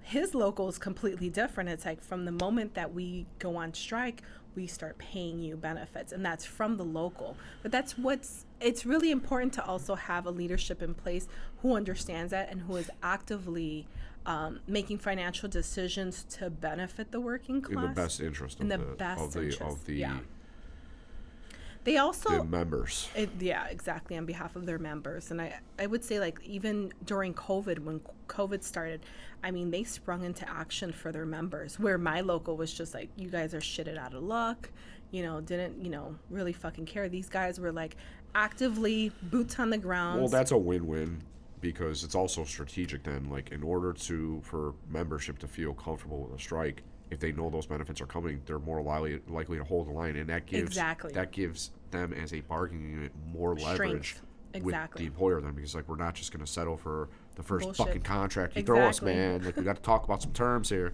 Yeah. But no, it's all good. I guess derailed the conversation. Whatever. We'll do it one day where you can just kind of tell us, like, in general. Obviously, you can't reveal specifics of your details of work, but you can talk about what your job includes as an analyst of a pension fund. Like, what are you looking at? What are the funds that you're investing in? Or are you moving money around? Do you keep like a steady something? Whatever. That's a topic for another time. But Dropkick Murphys are the working man's band. Like, look at this shirt. It says, it shows a fucking little leprechaun guy, and it looks like a Notre Dame logo with the Fighting Irish. That is cool. With a middle finger up and a fist up. And on the back, it says, I keep my fist raised up. And I'm like, that represents the values that I stand for. Yeah, fuck yeah, man. So yeah, great show. Dropkick rocked it. They're short their lead singer. The lead singer's mom had a pretty massive stroke, and so he stayed off the tour to be there and just take care of her and all that.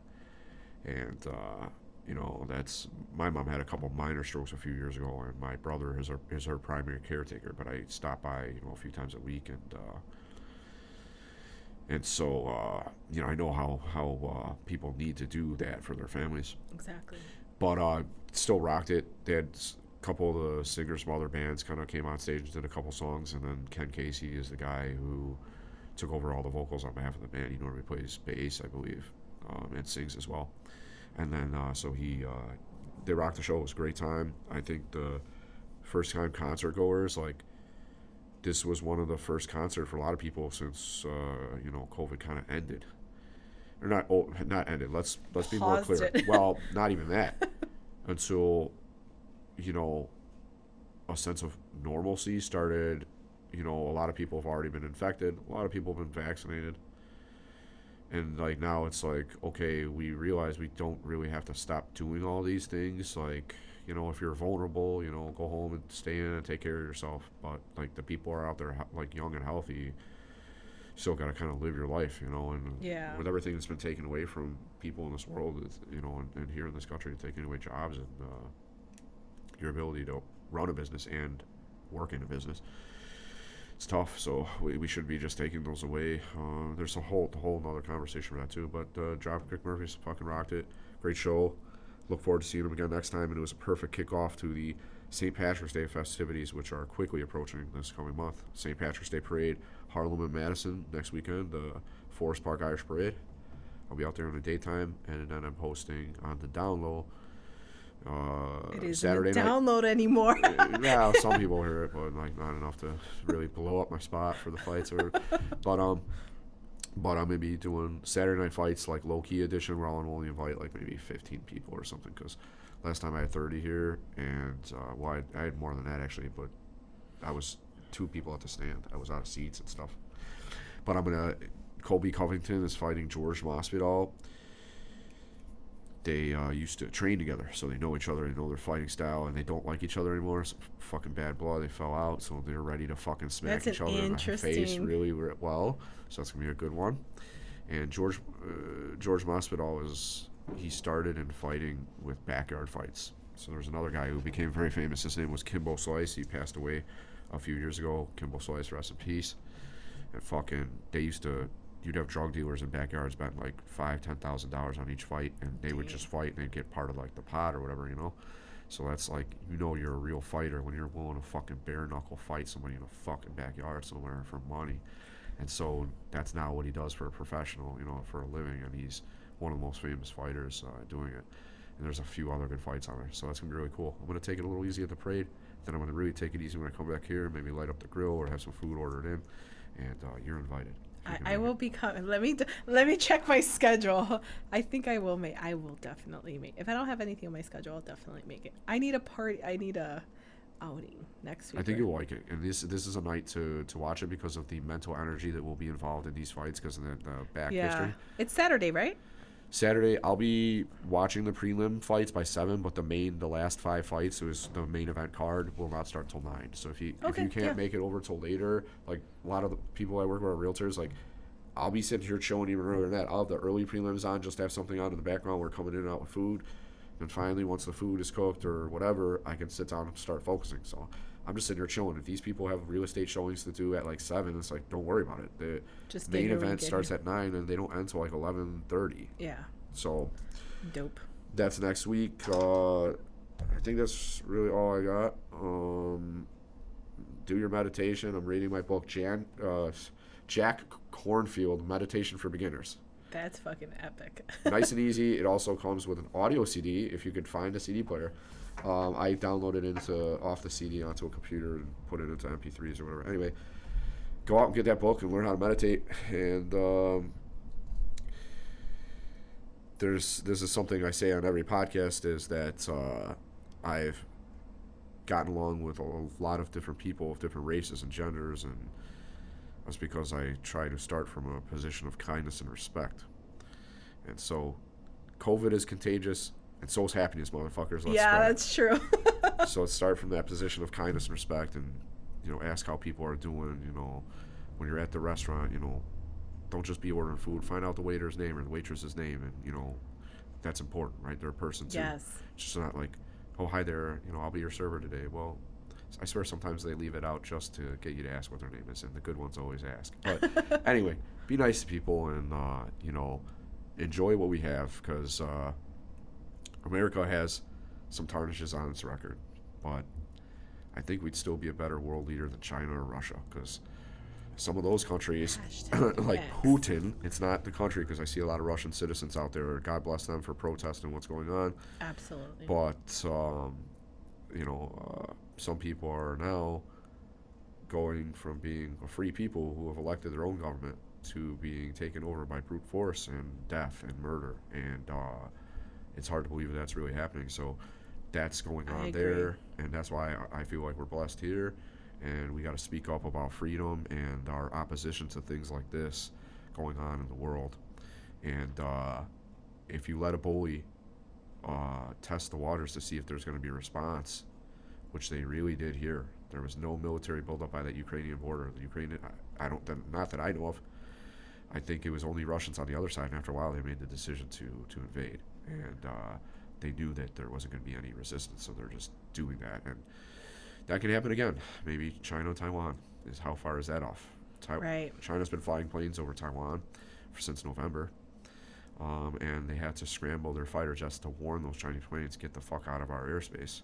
And that's Stay scary. ready, though. You know what I mean? Like, unfortunately. Nobody would really honestly be surprised if Taiwan wasn't next. Like, it's almost like Russia fucking Putin called up Xi Jinping and was like, all right, we're gonna do ours now. Like, you can do yours a couple weeks later. Like, they didn't stop us, and they're not gonna stop you. Now's the time to go for it, since we're both doing it. Like, what are you gonna say? So are we gonna start sending a message?